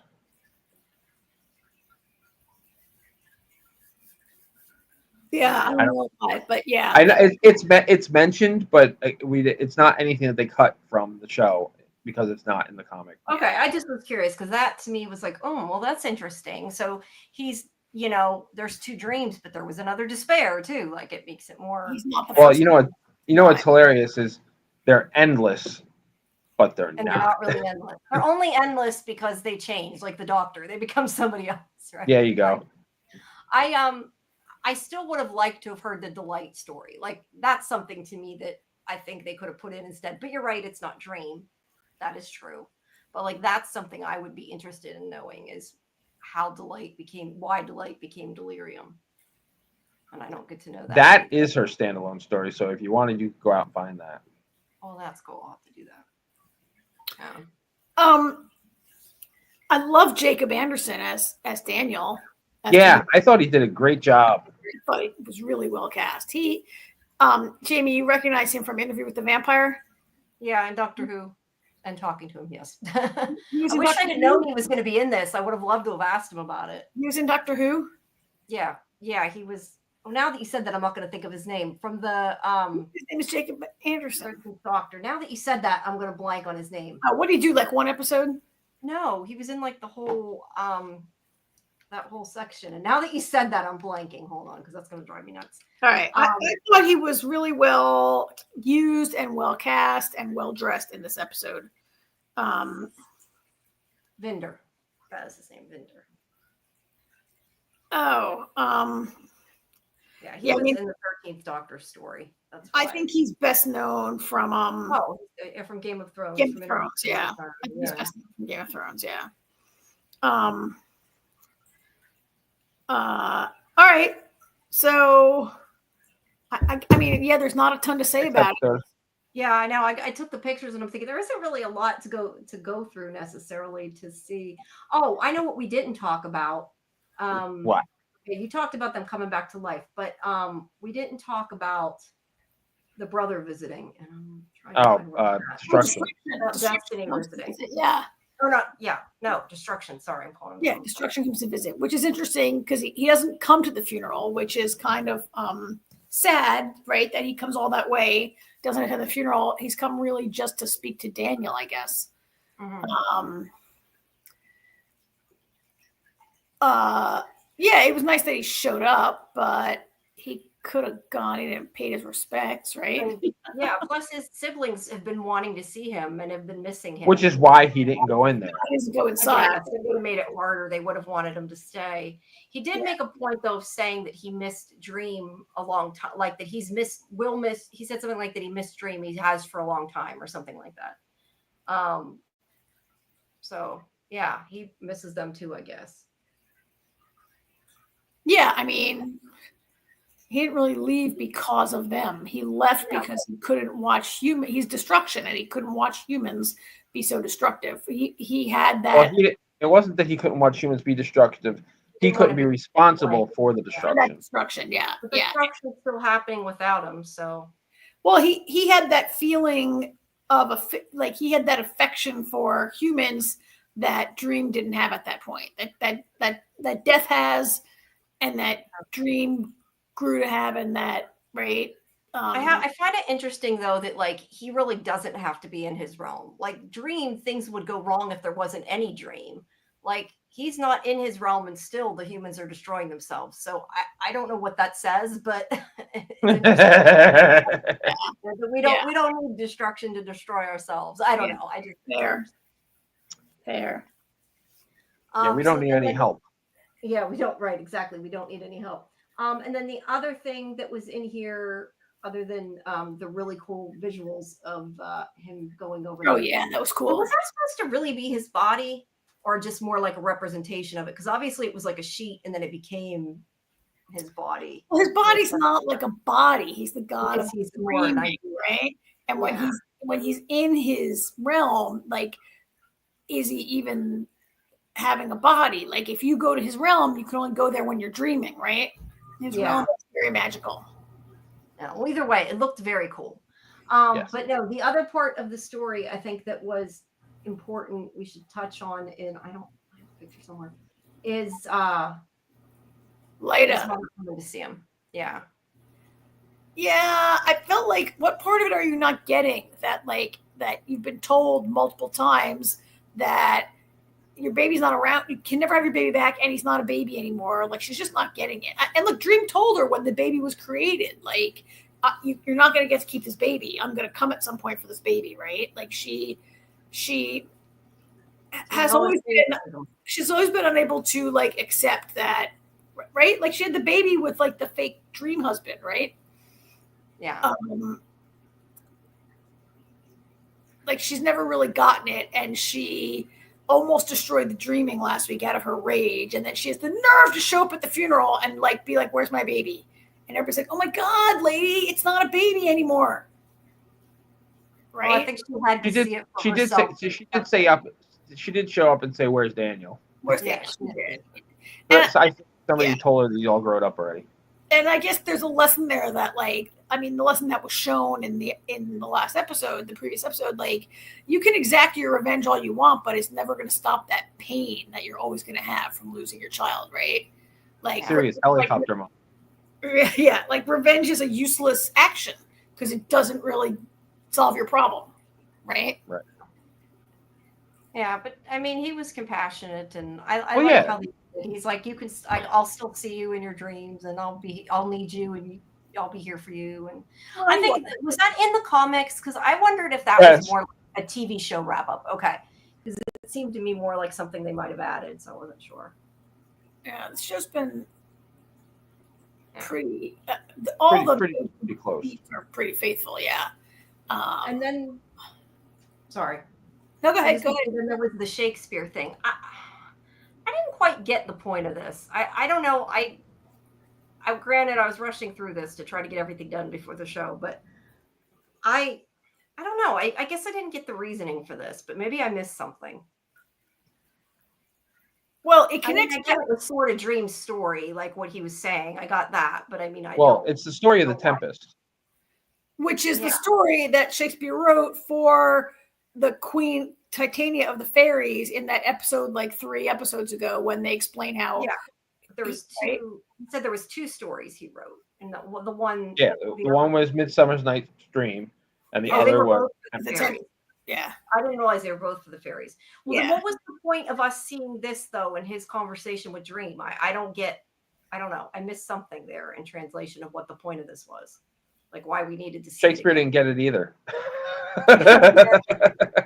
Yeah, I mean, I think it was maybe to use those lines from Shakespeare to try to tell Dream's story. It was an excuse to show Dream to us one more time, maybe. Right? Well, it was.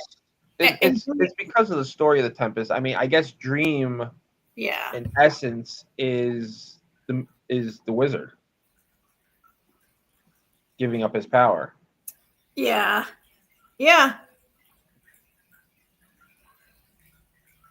And so, given that Dream really created Shakespeare, right, and had him write these stories, like Dream kind of foretold his own story almost, right? He rewrote the story. Yeah.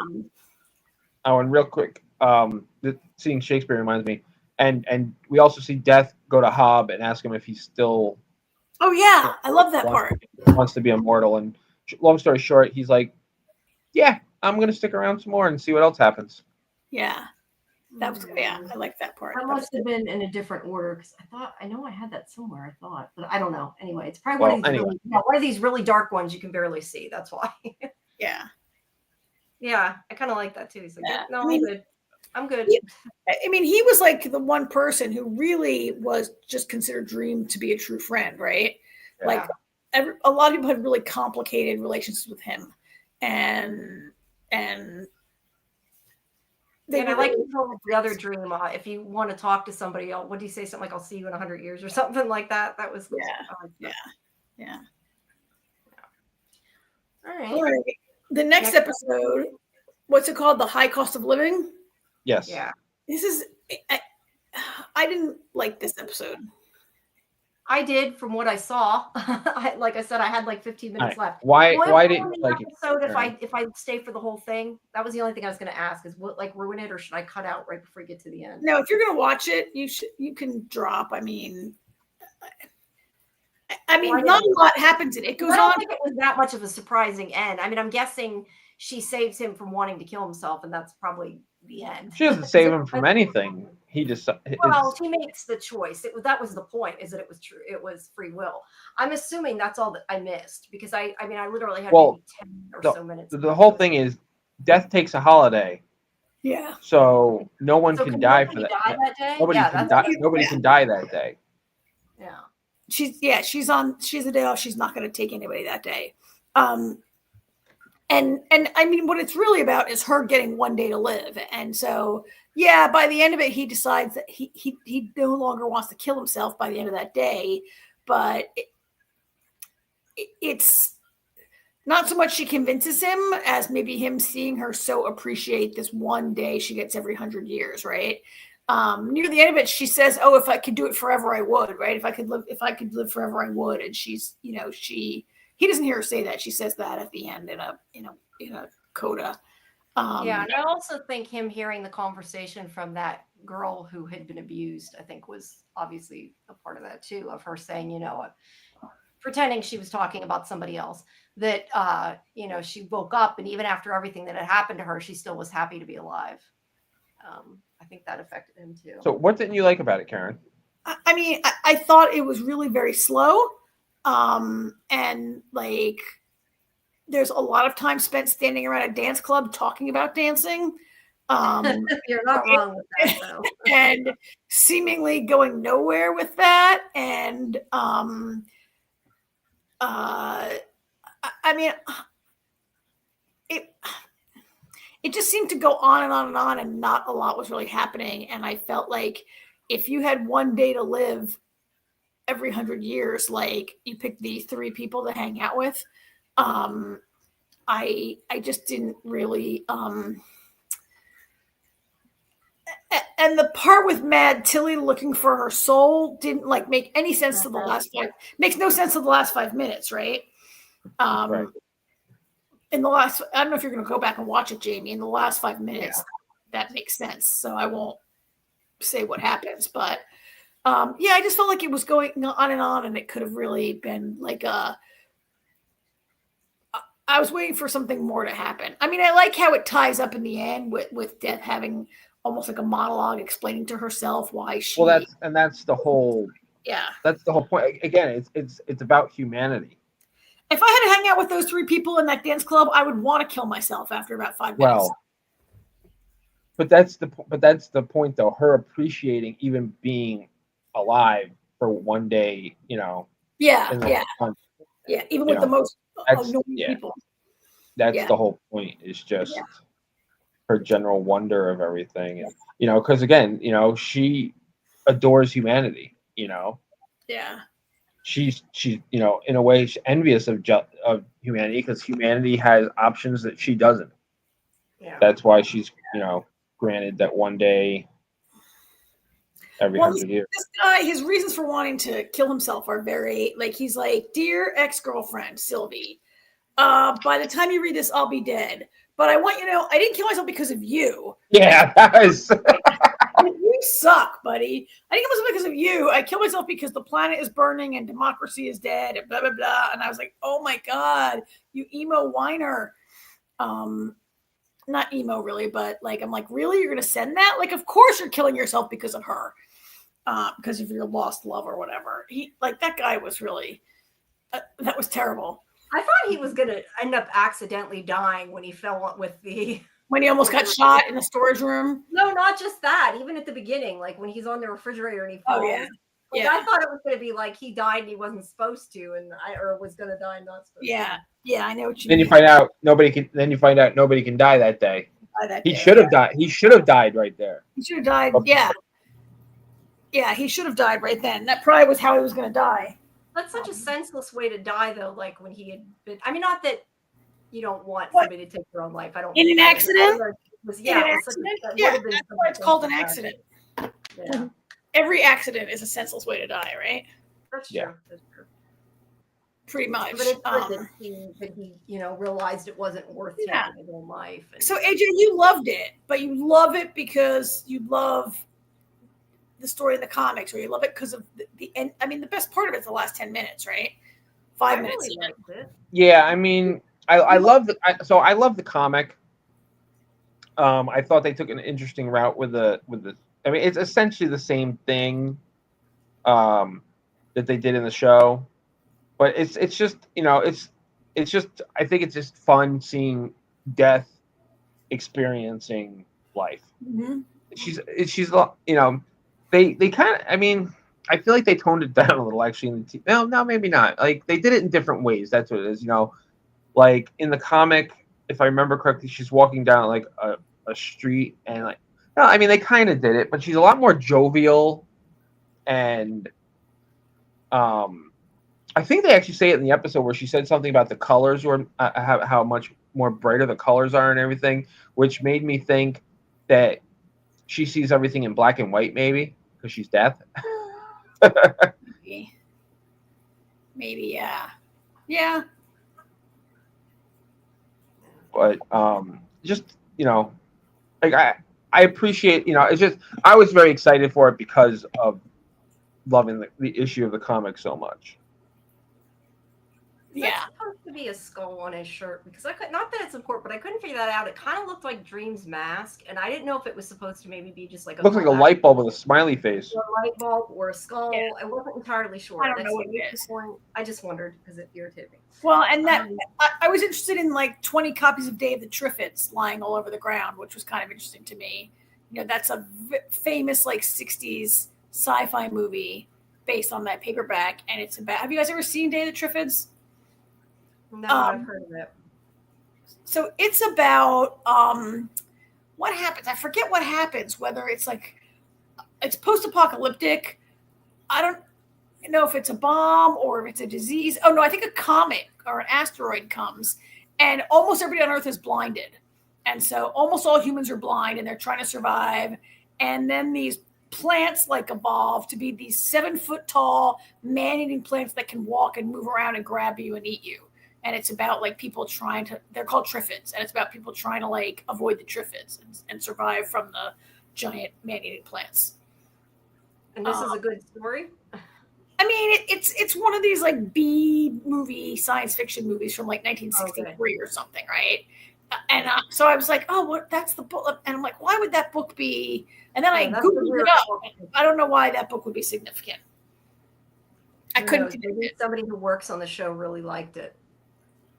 Yeah, and maybe. I mean, except that it's a little bit about a post-up. He's like, "Oh, the planet is dying." I don't really know.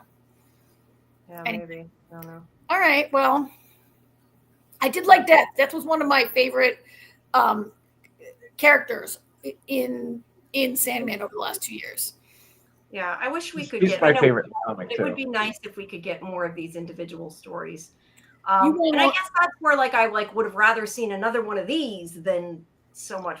I was really hoping, it's funny when the season started, I was really hoping that that's what like season 3 was going to be.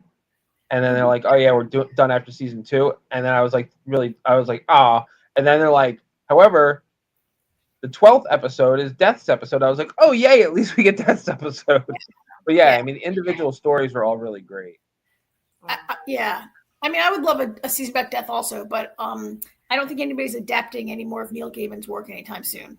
Well, I mean, this is the only. Actually, I think there is another standalone story for Death. There is another one. There is another comic for Death. Yeah, well, I think this is. I don't remember what that story was though. Yeah. I'll have to go read it again. All right. But anyway, all right. I have not seen Star Trek, so I am going to. All right. But I will just say before I leave, thank you everybody for coming. We will be back tomorrow night. Scarlett and I are doing our last Sandman deep dive at 11. So it's on an odd night. We usually don't do Wednesdays. But she was nice and was like, I can do tomorrow because I could not do 3 tonight. I was going to go nuts if I had to. So yeah, we wait till tomorrow. But also, I know Muncher was asking in the chat, Scarlett and I are planning to do, and Karen, who's going to come to some of them, are planning to do Alien Earth. We just don't know yet when. So, stay tuned to Discord for that. And yeah, that'll be soon. But we will, in the meantime, see you on Wednesday. And then don't forget Thursday at 11. We're going to have our Wednesday show, but the Wednesday part of it will be a little delayed because we're going to have Scarlett's birthday. To publish this. This is like hard to follow. It's in Discord. The whole schedule's in Discord, right? Yeah, it'll be. I'll put up about that. But yeah, but anyway, Thursday is we're gonna talk about or do Scarlett's birthday, and we're gonna have some trivia and stuff from Adam's family and some different monster things. So yeah, make sure you guys come back that day as well. You're doing Wednesday on Thursday? Yes, we're doing Wednesday on Thursday. There's a lot on Wednesday. We got to cover it on Thursday, and we will have a watch party for that. Now that we're not doing librarians, that'll be at 9:30. All right. Well, I'll see some of you tomorrow. And thanks, guys. And it's been fun. Good night, Jamie. Good night, everybody. Night. You'll have to go back to the other background here. gonna say that. Oh, the 2-person background or just the regular old background? Well, whatever you want to do. But once I hang up, it's gonna go all We'll figure it out. You'll have to do something. Okay. Good night, guys. Bye bye. Night. I'll make sure I hit the right thing. I was just thinking I gotta hit goodbye instead of live. Can we do Thursday on Wednesday instead? Let's do Saturdays on. Yeah, let's do different days. But yeah. Let's do Sunday every day of the week. Yeah, I'm all for that. I agree. I'll be for that. All right. Have a good night, guys. Night. Good night. AJ, Star Trek, episode 5. This episode was called Through the Lens of Time, I think. Yes, it was. Great episode. I love this episode. I thought it was really great.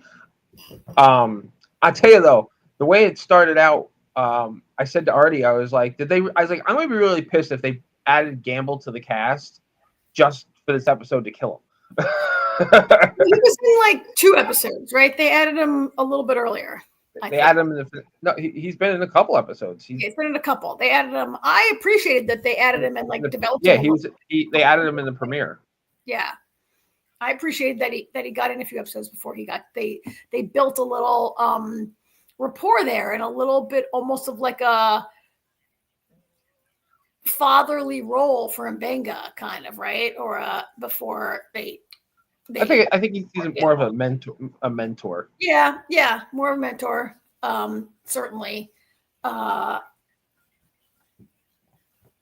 But I appreciate that they didn't have him just show up in one episode only to be killed, as you just said, right? That's basically what you just said. I kind of liked this episode. I liked the mystery, and I liked how this is foreshadowing. So Roger is a legacy character, and we know what happens to him, right? And I liked Chapel's boyfriend, right? Yeah. We know this is doomed because we know what happens to him in the original series. Right? You know he's in the you know what happens to him? Yeah. So we know that I like how they are using some of these very small characters from the original series to set certain even Pike, right? Pike is in one episode. Captain Pike's in one episode of the original series. Yeah. He's the captain of this ship. I like how they're mining some of that and using some of that to set up these episodes and these story arcs to almost be like writing pre-canon kind of, right? Yeah. And I like that this takes place in like an underground alien like civil structure that it's very similar to where they find him in the original series, right? Roger's living in an underground kind of environment that looks like a living room with the robots that he built, right? But I like how this foreshadows a little bit that Roger's like dedicated. There were so many times in this episode where I was like, Roger, you're going to get everybody killed because you're just trying to because science, right? Science. Who cares if we get killed? Or who cares if I get you guys killed, really? He was a little, I don't know. You liked it also, right? Yeah. I really like the scene, like when when they're trying to get out of there and they all step through the arch together and they all get split up in 3 different time phases. Whatever you want to call it. Yeah. That was so cool. And I love the fact that her is the one that figured it out. She's like, wait a minute. She's like, we're all in different places, but we're all in the same tablet. Yeah. Like we're all in the video. Like something's not right. Yeah. I think so. Some people didn't like this episode. There's a lot going on in this episode. There are some fans who are not liking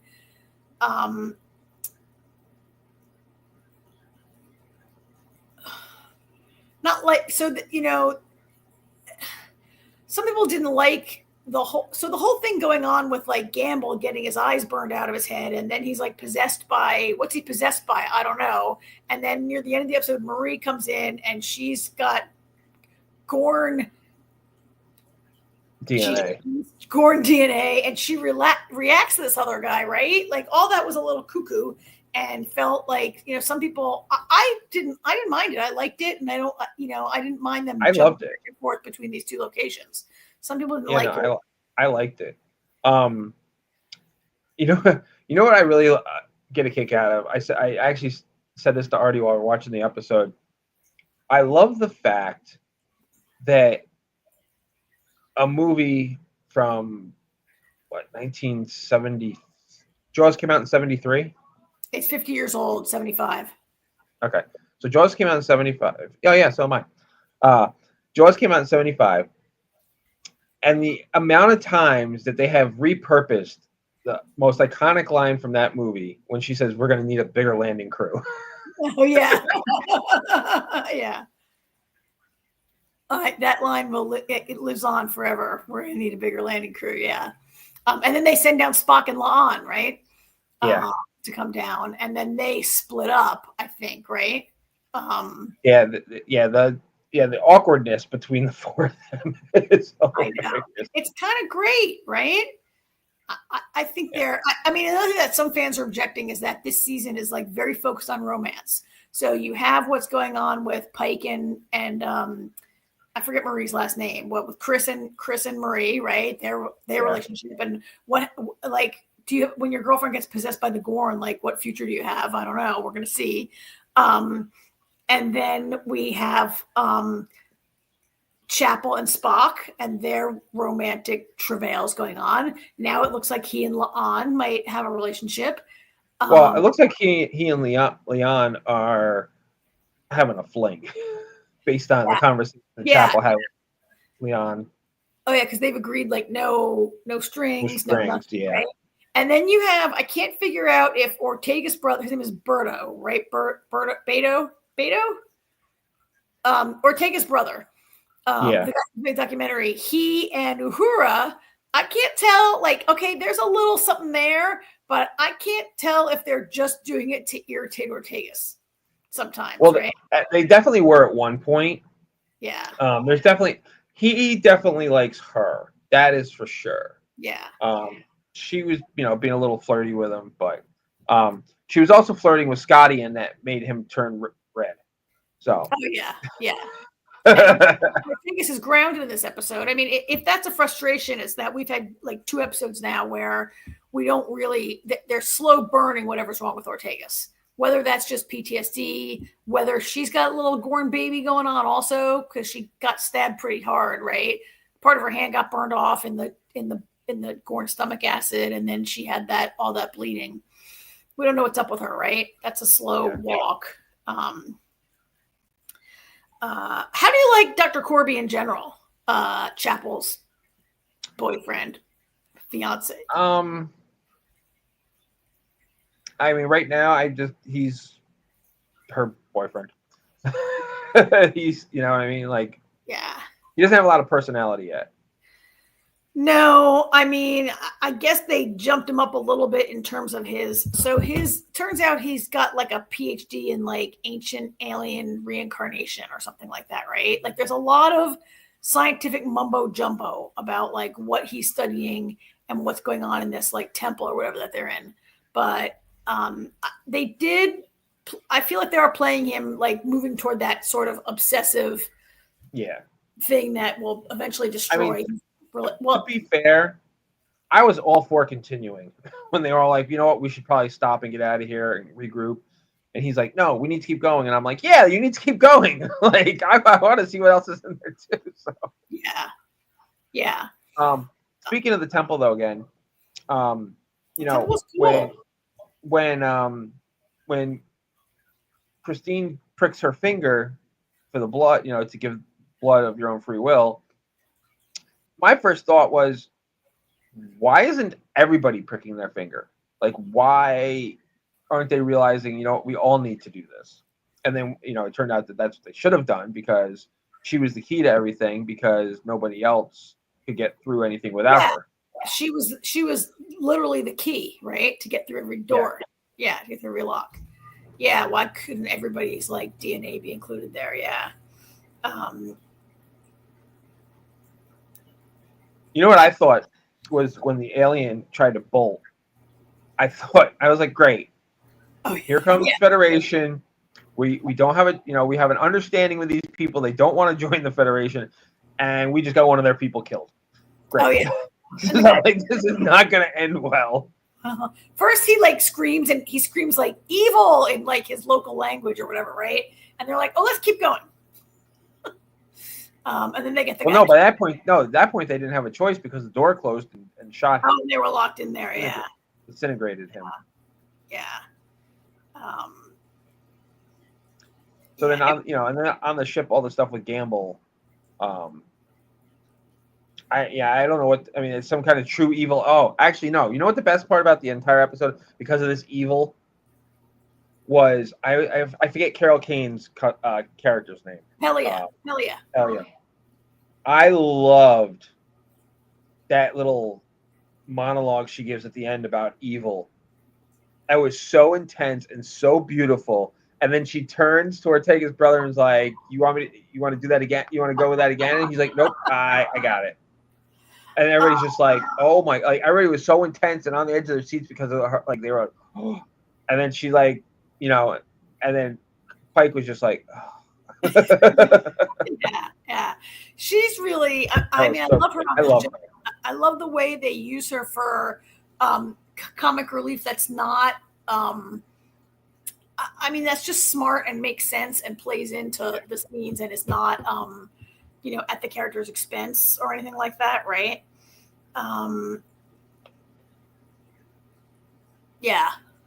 She was great in it. Yeah.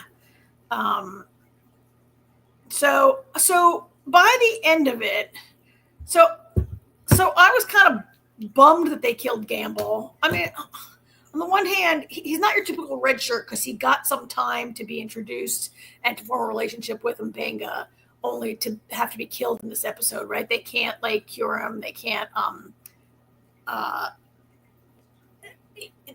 separate him from, or basically he's dead and this thing is just inhabiting him, really, right?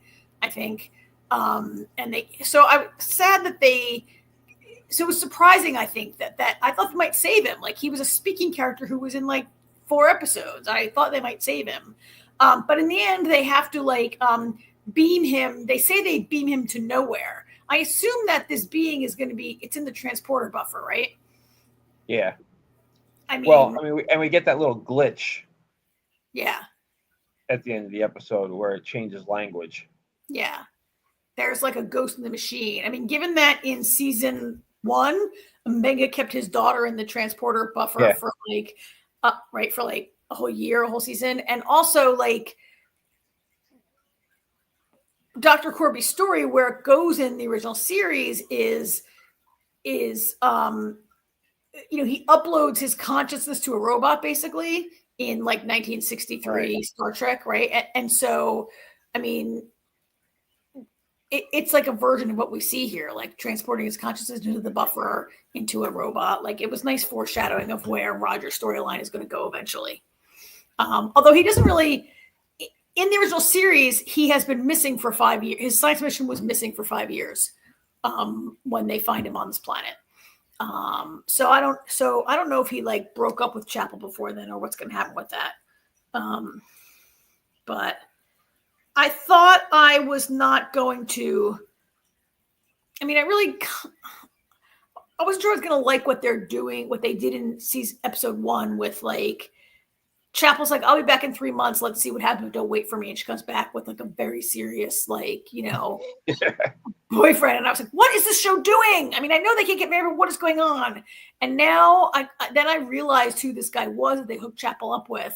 And I kind of like where they're going with it and being true to Star Trek a little bit, right? Like, Chapel really did have this relationship. Yeah, they're playing a little fast and loose with some of the stuff, retconning it a little bit, but it's staying close enough that it makes it interesting. Yeah, I think so.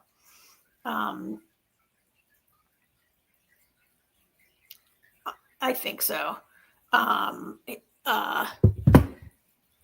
And I'm sure there are fans of the original series who don't really like this, right? And there's risk of like not being 100% true to like, I mean, they've already played with the Pike storyline. Like, we know how Pike ends up, but they've played with it a little in that he knows it's happening, he foresees it, and he decides not to try to change it, right? Right. Except it's funny with so many of these characters. We know where they end up. Yeah. And that's the thing too. Like part of the playing fast and loose with it is in the cage. The episode, the original pilot for Star Trek. Before they changed it to Kirk and everything, and then they turn it into take clips of that and turn it into the menagerie. Spock is the only one that knows him. Uhura doesn't know him. Scotty doesn't know him. So it's been interesting to have these other characters. Chapel doesn't know him. Characters are on Kirk's Enterprise. Kirk didn't know him. Yeah. Whereas with this, which it almost leads me to wonder if, like, where they're actually going with it. If they're going to say this is a different timeline. Well, yeah, and have it be like an alt Enterprise. Yeah, they could definitely do that.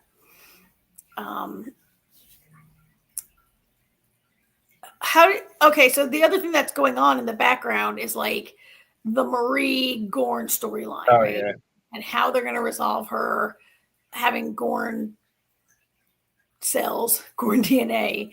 And she does clearly when she attacks Gamble, that's the Gorn DNA taking over, right? That's like Gorn level instincts taking over. And then they're like, in the next time we see her, she's just like hanging around the ship, right? Like, they don't make her stay in sick bay. They don't like lock her up. Like, because she kind of snapped back into it as soon as she was out of range of whatever was in Gamble. So maybe it's good to have her around because she's like an alien detector on the ship, right? Or she's an evil detector. Evil detector, yeah. I don't know. We'll see where that goes. She and Pike are ultimately doomed because Pike is doomed, right? And so, lots of people doomed. If you don't appear in 1962 on the ship, you're doomed. So I think she might die. I think she could die before the end of the season. I don't know. I've only seen these first 5. I don't get screeners for the. I did get screeners for the back 5. I haven't watched them. I'm not going to watch them. I'm just going to watch it with you. So I have no idea what's going to happen. But I think maybe she could die. And although they did get renewed for 2 more seasons, but season and a half. Season and a half, right? But Pike is a tragic character who's not going to get this maybe. And Melanie Scrofano's in very high demand. Right, she's the lead, number 1 on the call sheet on Revival. Yeah, they don't overlap shooting, but and she can't just be on. You can't have. Let's say she gets 100% cured. She's got to get her own starship. She can only ever be on 2 episodes a season. Right. After this, right? Yeah. They made an excuse to keep her on Pike's ship to explore that storyline, but she can't stay on Pike's ship forever. Either she dies or she gets cured and goes and gets her own ship. Yeah. Either way. Head now. Yeah. All right. Well, thank you everybody for joining us. So 2 shows drop off. So next week we just have Star Trek and Revival season finale, right? But then there you go. We can dedicate almost a whole episode to Revival. Yep. And then Revival will drop off. And we're going to start Invasion. I'm going to do the Invasion press tour on Thursday. It's not a press tour. I get 5 minutes with Simon Kinberg, the creator. I'll do a little interview with him. Yeah, Invasion's tomorrow, isn't it? It's the 20th. Is it the 14th? Oh, sorry. No. I'm due. I feel like Thursday is the press tour. Thursday the 14th. I think it comes on the 22nd. Okay. I know it was sometime this month. I think it's the 22nd So not next week, the week after. We're covering it. If anybody's not watching it, it suddenly shot up to the top 10 on Apple as everybody started rewatching it again to get ready. When the trailer dropped, everybody went back and started watching Invasion and it popped up in the top 10. So we'll start covering that. And then I don't know. We'll see what comes after that. I'm going to Google it right now. All right. All right. So that's it for tonight. that's our show, folks. Thank you all for coming. And if you want to know when you'll see Jamie again, go check her Discord link. Pretty much every check night. her calendar because I couldn't tell you Jamie's schedule. But we'll be back Monday night to talk about the Institute, episode 9. Yep. Or right? 7. Yep. Episode 7. Episode 7. Yep. Second to last episode. That show only has 8. 7 of 8. Yep. We're back. All right. Okay. Good night, everyone. Good night.